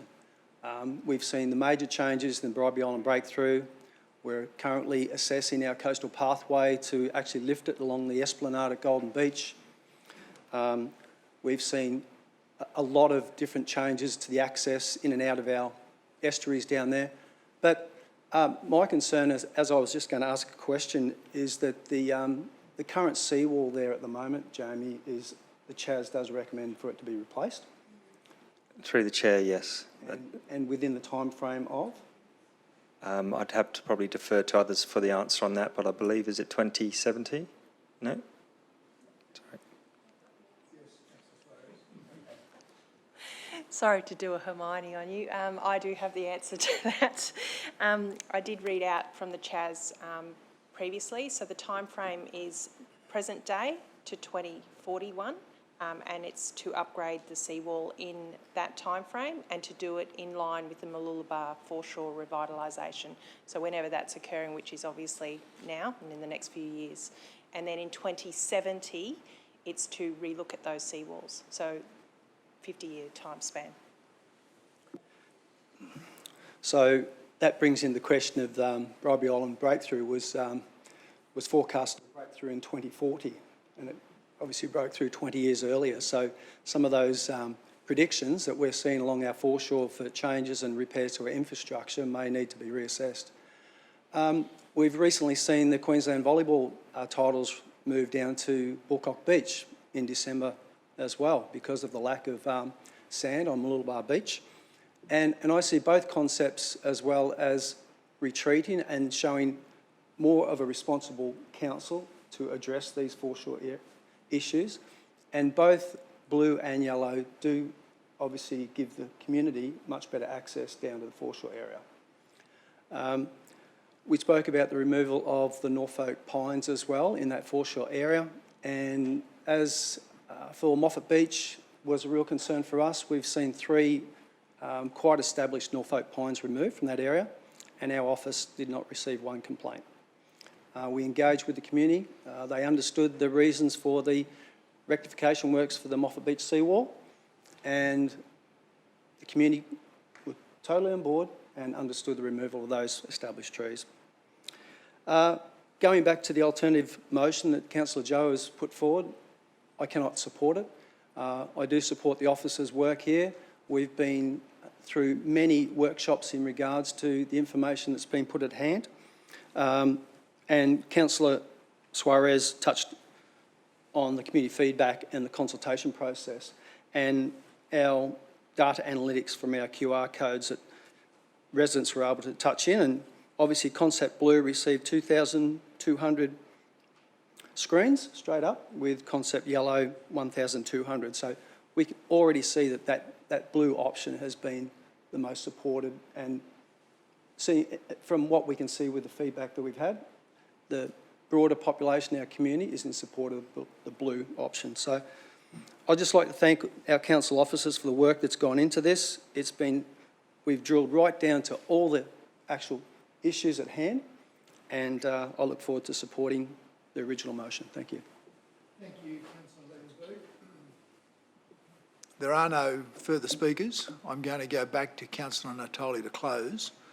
I would just provide a caution, Councillor, that I think referencing staff manipulating public opinion is probably unnecessary, and I'd just urge you not to raise that as an issue. Thank you, Mr. Mayor. You only have to read the words in the public consultation process to understand that yellow option had no chance to really get up. It's no secret that blue was our preferred option. There's no, I've come to the conclusion that just ask the councillor not to do what he's now doing. Yeah, I think Councillor Natoli, in a public meeting, refer to staff manipulating public opinion is unreasonable and is not good meeting practice. I think if you feel that's a point that you wanted to make, well, you've had your chance, but I'd urge you going forward to concentrate on wrapping up your case for why your colleagues should support your motion. I think it's pretty useless for me to even try and argue, because it's evident that everyone's made up their mind that they're not going to support my motion. So there's no point me continuing. All I can say is that through this whole process, it's been, as Councillor Johnson said, am I representing the community's view? This is a major election issue at the time. I door knocked. I discussed the issues with people. Yes, I'm representing them. Councillor Ted said, you know, why am I doing this? This is what we do. You know, we question officers, reports, we question processes. We have the opportunity to provide one further opportunity for the community to have another say. Don't want to do that? That's fine. But that's what I'm offering, the opportunity for our community to do that. Have we asked the community whether, in either options, if we didn't close the road from the roundabout to Burnett Street, could we save those trees? If the road didn't have to be moved closer to Peninsula, is that an option that we could actually save the trees? Have we asked the community that? No. We just presume that it's okay. But that's not what the outcome is. They've said to us, we want more parklands. We want more barbecue facilities. And our officers have come back and said, no, you know, we're not going to do that. You know, we'll provide that in some other place. So the feedback is there, but we choose to select what we want and the outcomes that the community have said. You know, like I was amazed when the round of consultation, and I suppose I felt at times that it was me versus the media, council's media machine, in that, you know, like I'd got feedback that I was influencing the outcome of the public consultation. That's the role of the councillor, is to be able to voice their position very clearly in the community. People are looking for our leadership and are asking us for our positions. And I think I'm entitled to be able to do that, and to be virtually put in a position to be silenced through this last public consultation. I did that. And it's very clear that when you read language like reimagine architecture, what the hell does that mean? But it sounds great. And, you know, like there's so much when you read about blue that it's about reimagine Mooloolaba. It was like taking people on a journey about what was our preferred option. Did both options have the same amount of strength in terms of arguing for it? I don't believe so. I don't believe so. You know, meat and potatoes versus reimagine Mooloolaba. You know, like, this to me, I conceded that the outcome is what the community have said. We got what we wanted, finally achieved what the community and the council has been wanting to do since the very day I was elected. I felt like I battled this council. The press releases that I wouldn't sign off was always about condemning the loo with a view, never respecting the fact that it could be renovated, that option's never been put to council, never been put to the community, and ultimately we've got to a process where blue is won. Thank you, Councillor Natoli. Councillors, I'll put the Councillor Natoli's motion to the vote. All those in favour? Councillor Natoli. Those opposed? Councillor Babarowski, Councillor Landsberg, Councillor Cox, Councillor Johnson, Councillor Dixon, Councillor Hungerford, Councillor O'Prey, Councillor Suarez, Councillor Law and Councillor Jamieson. So the motion is defeated. I'm in your hands, Council. We can continue with the officer recommendation, or we can take a break for morning tea. Okay. Rightio. I've got Councillor Cox moving the officer recommendation and Councillor Suarez seconding it. Would you like to open, Councillor Cox? Yes, thanks, Mr. Mayor.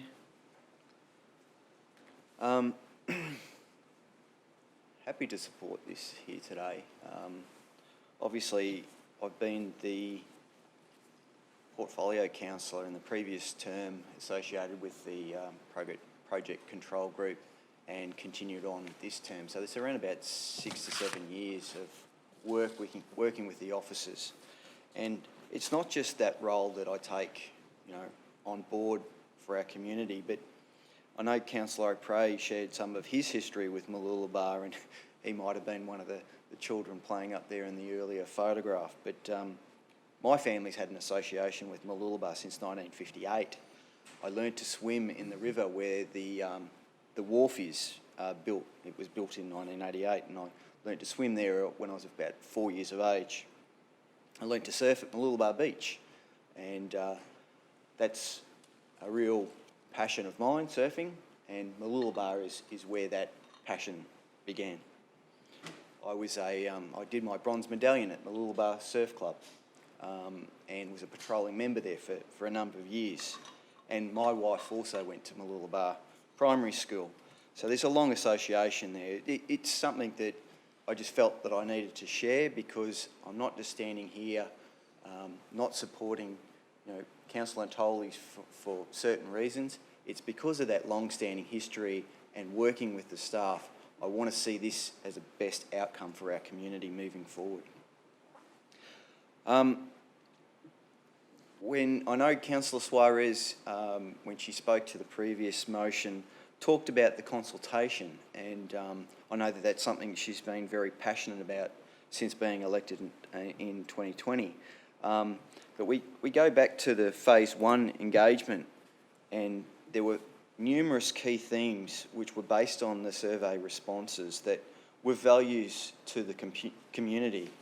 And those values were really important. They were the inclusive, safe and accessible by all, place to meet, gather and sit, maintaining that icon that was being referred to for Mooloolaba, the views to the ocean, protecting the environment, and obviously the events and activation that this particular area looks to host, from Anzac Day through to the beach rugby through to New Year's Eve celebrations. It's an integral part of the Sunshine Coast. We've often referred to it as the jewel in the crown of our tourism location.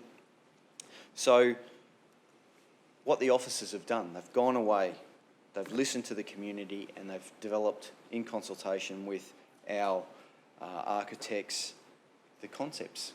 And the concepts have shown they've been out to this very thorough community engagement process, and 75% of people support Concept Blue. And we've heard that Mooloolaba is about 65% of the specific residents of Mooloolaba. So we've got an overwhelming level of support for Concept Blue. But I just want to take people back and just establish the reason why we're going with the original master plan for the Foreshore Revitalisation. And in that, it states that it's a project delivered over several years and multiple stages. We've seen the success, as I've referred to earlier, of the Northern Parklands, and that was just incredible to see, once again over Christmas, how popular that place has become. And Mooloolaba, the investment in the foreshore, from the sort of central parkland space to the central meeting place, it needs reinvestment. It's an aged area. Some of the original designs go back to the 80s. And so I want to see, for our community, especially with this 2032 Olympic and Paralympic Games being right on our doorstep, I want to see it presented to the world in the best possible, how would we say it, the best possible standards, not just meeting compliance, but actually having best practice.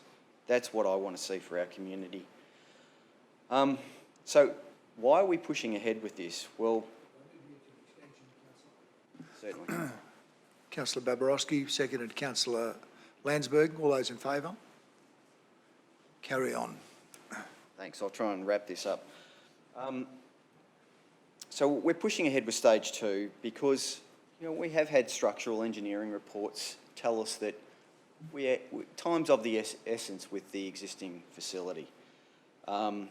We really need to make sure that that is a safe place for our community. One of the things that gets me quite excited about both concepts was the fact that we can get a changing places for Mooloolaba. The Sunshine Coast has only got one, and that was built nearly 2 years ago in Graham Stewart Park in Division 3.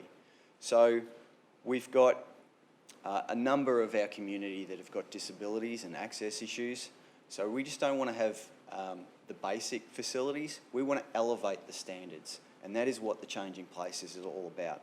And I'm really encouraged to see Mooloolaba is going to have one of these facilities. It'll be the second one for the Sunshine Coast.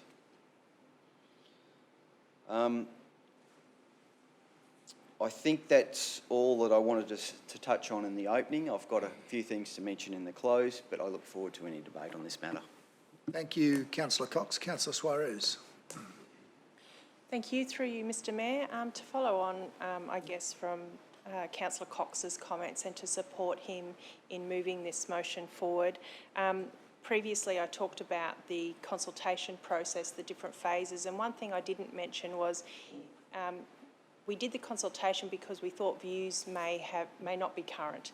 And in phase 2, when we listened to the community as to what they valued and what they wanted in that area, something that came out was a clear sentiment for integration of First Nation people's culture and heritage. And the design team really have done a great team in working with our First Nations people to build some of those elements into both designs, both blue and yellow. So we are now currently in phase 4. That is what today is all about. We are here to support the agreed outcome and inform the community of that outcome. As I said before, we sometimes focus too much on just the loo with the view. It is bigger than that. We have to do this. And it's not whether we want to do it, we have to do it. And if we don't do it, our community will point to us and point to our CHAS strategy and say, you knew that you needed to do this and you did nothing. So in my view, there is really no choice. We have to proceed with making that coastline more resilient and updating that foreshore at the same time. I know that I've had a conversation with this council, and particularly in response to actions that were undertaken by Councillor Natoli in the phase 1 of consultation.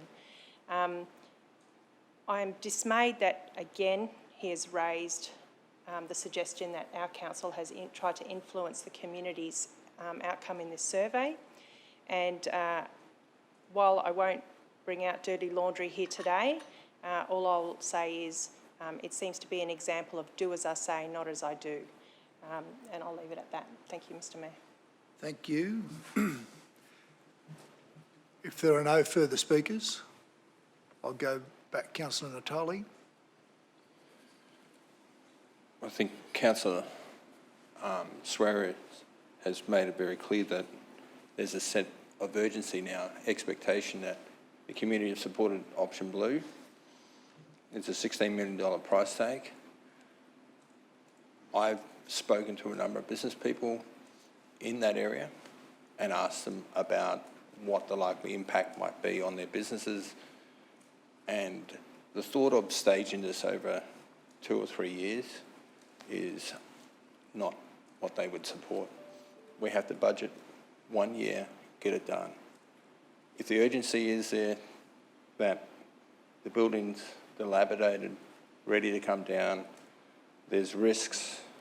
Disability access is an important thing. Budget for it, get it done.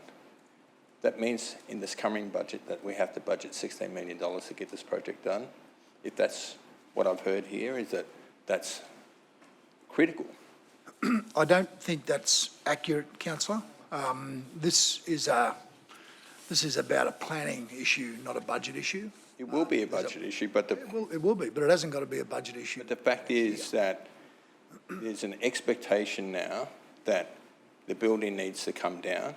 There is an expectation that we need to deliver universal access and disability access, which it doesn't do. And now it's time for those that make that decision, that option blue goes ahead, to fund it.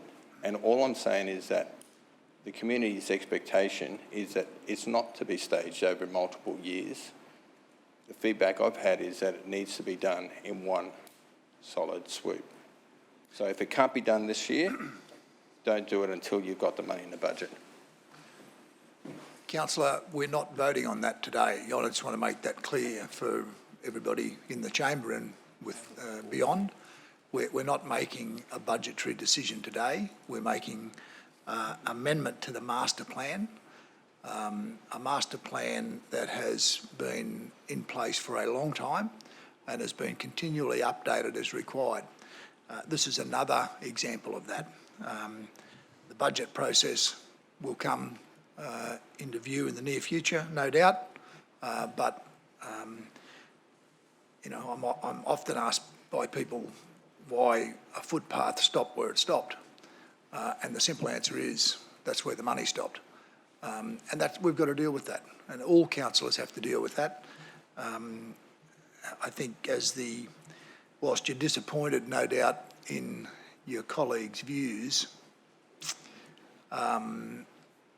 the support provided to your particular division from a financial point of view and the esteem with which it's held by your colleagues as an important tourism magnet should not be underestimated. Okay. No further speakers. Sorry, Councillor Law. Thank you. Through you, Mr Mayor, in your comments responding to Councillor Natoli, the questions I had around the purpose of this report being, can I be absolutely certain we're talking about the change to the master plan and that the master plan will now reflect Concept Blue? Anything to do with that being funded in the future is not being decided today. Correct. And I think you've made that very clear, so I have no further questions. Thank you.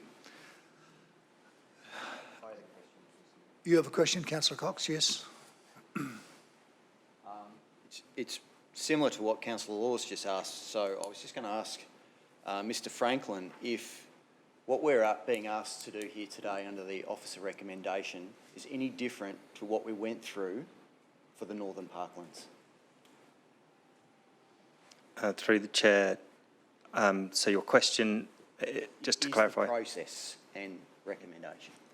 No. Okay, I'm going to go back to you, Councillor Cox, to close. Councillors, looking for your support here today. Look, I just wanted to say that there's no doubt that the loo with the view that's been existing all of these years has not been well loved by the community. There's no disputing that. I'm not trying to argue against that. It's been a great landmark for Mooloolaba. However, time has come for a change. We need to embrace it. We need to make sure it's best practice. We need to ensure that our community understands they've had the opportunity to go through and thoroughly examine the difference between the concepts. I also wanted to just thank our staff for their dedication. The number of people that I had approach me saying that they'd used the QR code and they'd been able to go and stand there and have a look at the differences between the yellow and blue concepts, that was revolutionary. That was exceptional. I'm so pleased that we've been able to incorporate that new technology into our engagement process with our community. I think, you know, I'm quite a visual person. So when I learn, I learn from the visual cues, and I know that there's a lot of people in our society like that, and I just feel that that particular tool enabled our people to, rather than have a look at a two-dimensional plan and maybe some 3D graphics, they got to really immerse themselves into the graphics.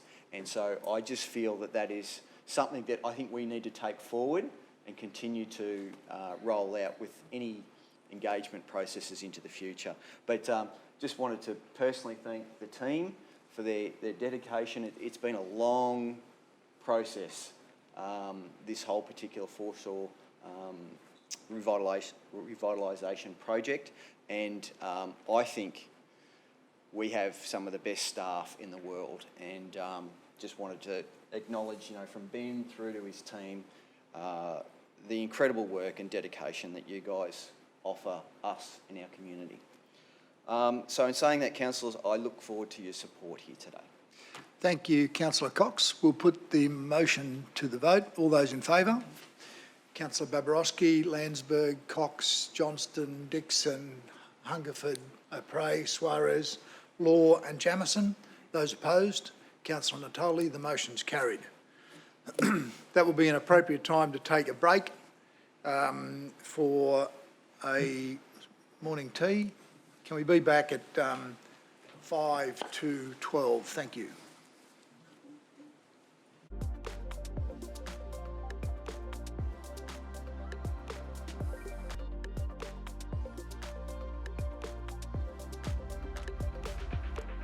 Experiencing operational costs due to the flooding in February and April, which will form part of our QROA claim, and also experiencing inflationary impacts on our rise and fall contracts for our service delivery areas. Our capital works program has progressed 37% complete in terms of expenditure, with $109.6 million of the $295 million program, and our core program sitting around the same at about 37.6%. Our cash for the end of the month is at $290 million, and our debt is the same as the previous month, $472, and our proposed borrowings still are unchanged as well, $34.2 million. Our investments, we have 13 term deposits totaling $130 million, with the weighted average interest rate at 3.7%.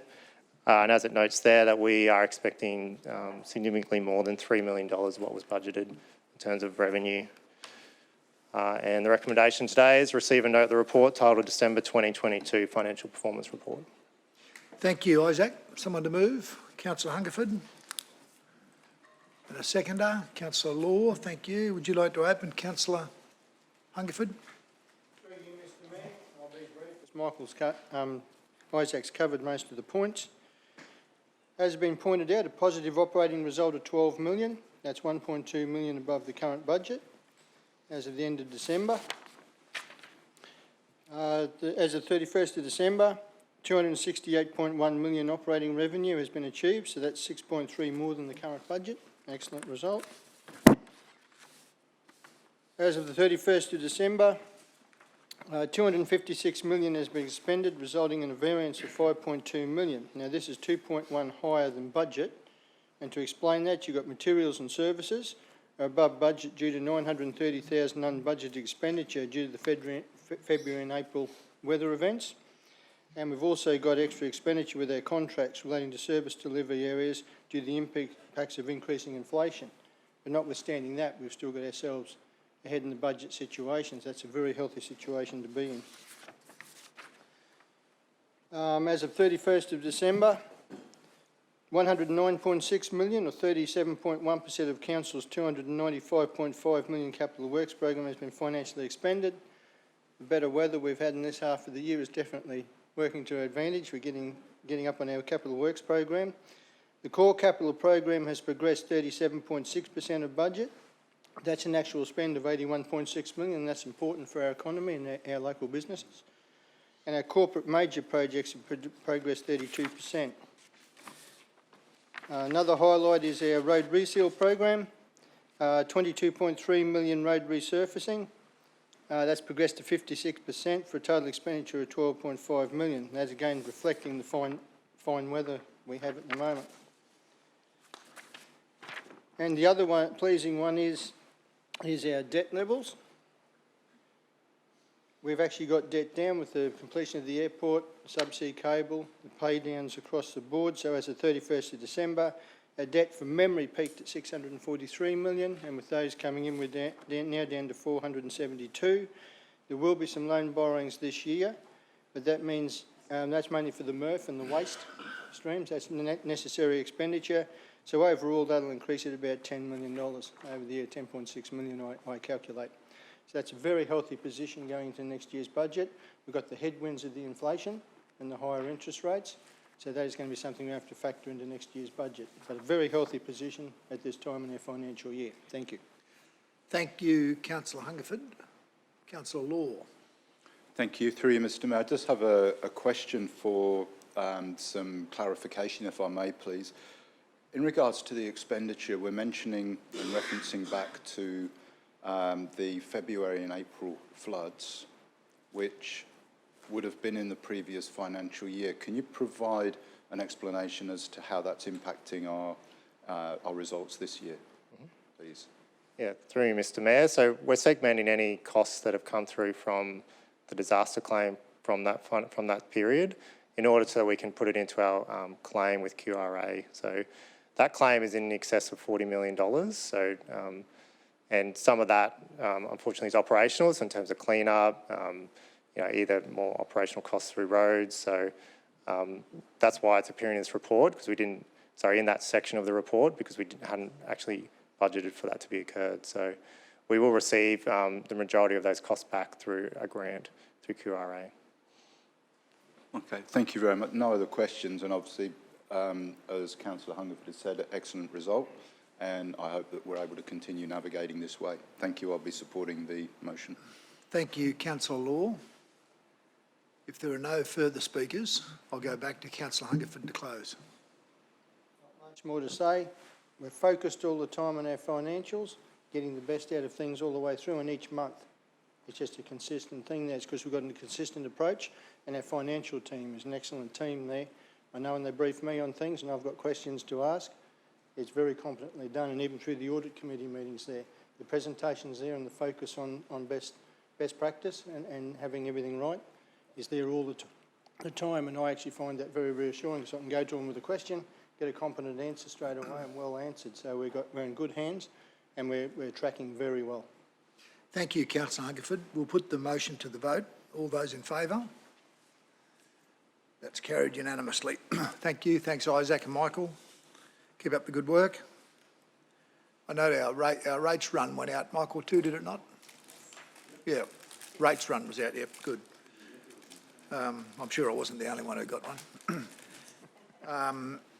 Rightio, we're going to go to item 9. There are no notices of motion. Item 10, 10.1, Councillor O'Prey has an objection to proposed development, MCU 22/0111. Councillor.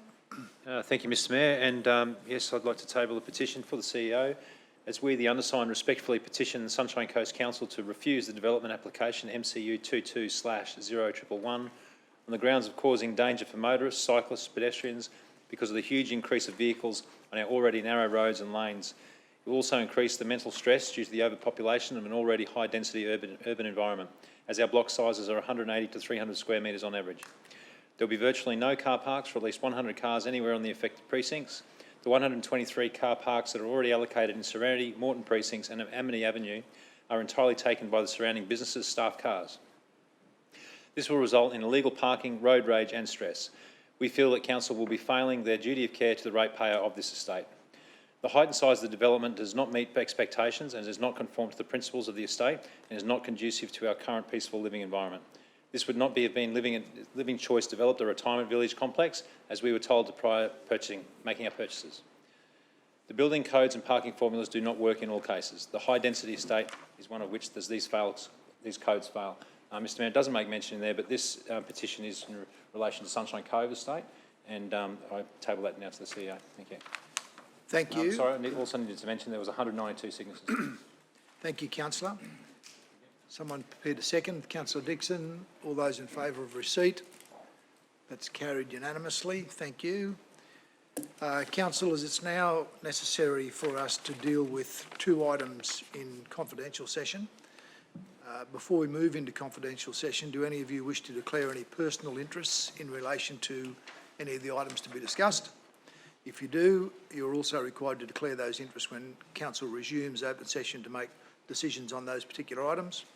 In relation to items 11.1 and 11.2, the CEO advises that these reports contain confidential information regarding negotiations relating to a commercial matter involving Sunshine Coast Council, for which public discussion would be likely to prejudice the interests of council.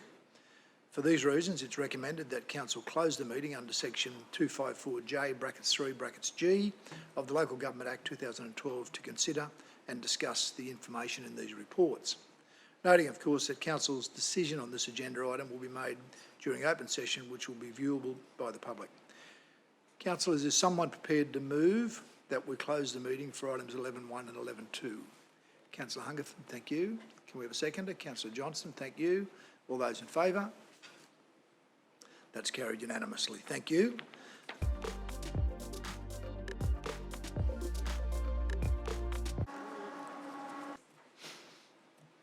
Right to go? Okay. So we're back in open session to deal with vote on the 2 items, being 11.1, Strategic Land Acquisition Mount Mellum, moved by Councillor Johnston, and seconded by Councillor Babarowski. Councillor Johnston. Yes, with great pleasure to move This recommendation, and it's an interesting parcel of land that has significant benefits as far as protecting the environment, and also the parcel of land that we own adjoining it. And I'm really excited to see that we're going to acquire this, because it's going to be from the red-winged butterfly, the catchment area, and also the koalas that are really important in that area. It's going to be a great protection for them, and I congratulate the council officers on bringing this forward. Thank you. Encourage everybody to vote for it. Thank you. Any other speakers? Okay, we'll put the motion to the vote. All those in favour? That's carried unanimously. Thank you. And now move to item 11.2, which is moved by Councillor Suarez and seconded by Councillor Johnston. Councillor Suarez, that you'd like to say? Thank you, Mr. Mayor. This acquisition will support our progression of reducing emissions by delivering organic material from landfill. So the critical component to this is timing, and I would encourage all of my fellow councillors to support this motion. Thank you. Any further speakers? Okay, we'll put the motion to the vote. All those in favour? That's carried unanimously. Thank you.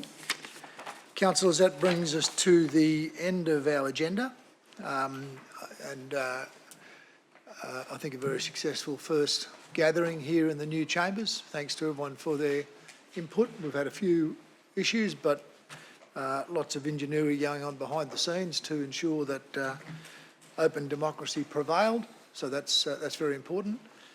If you do have any suggestions on improvements, please take it up with Megan and or Natalie about how we may be able to improve. But otherwise, I think it was extremely good, and I close the meeting at 1:05. Thanks very much.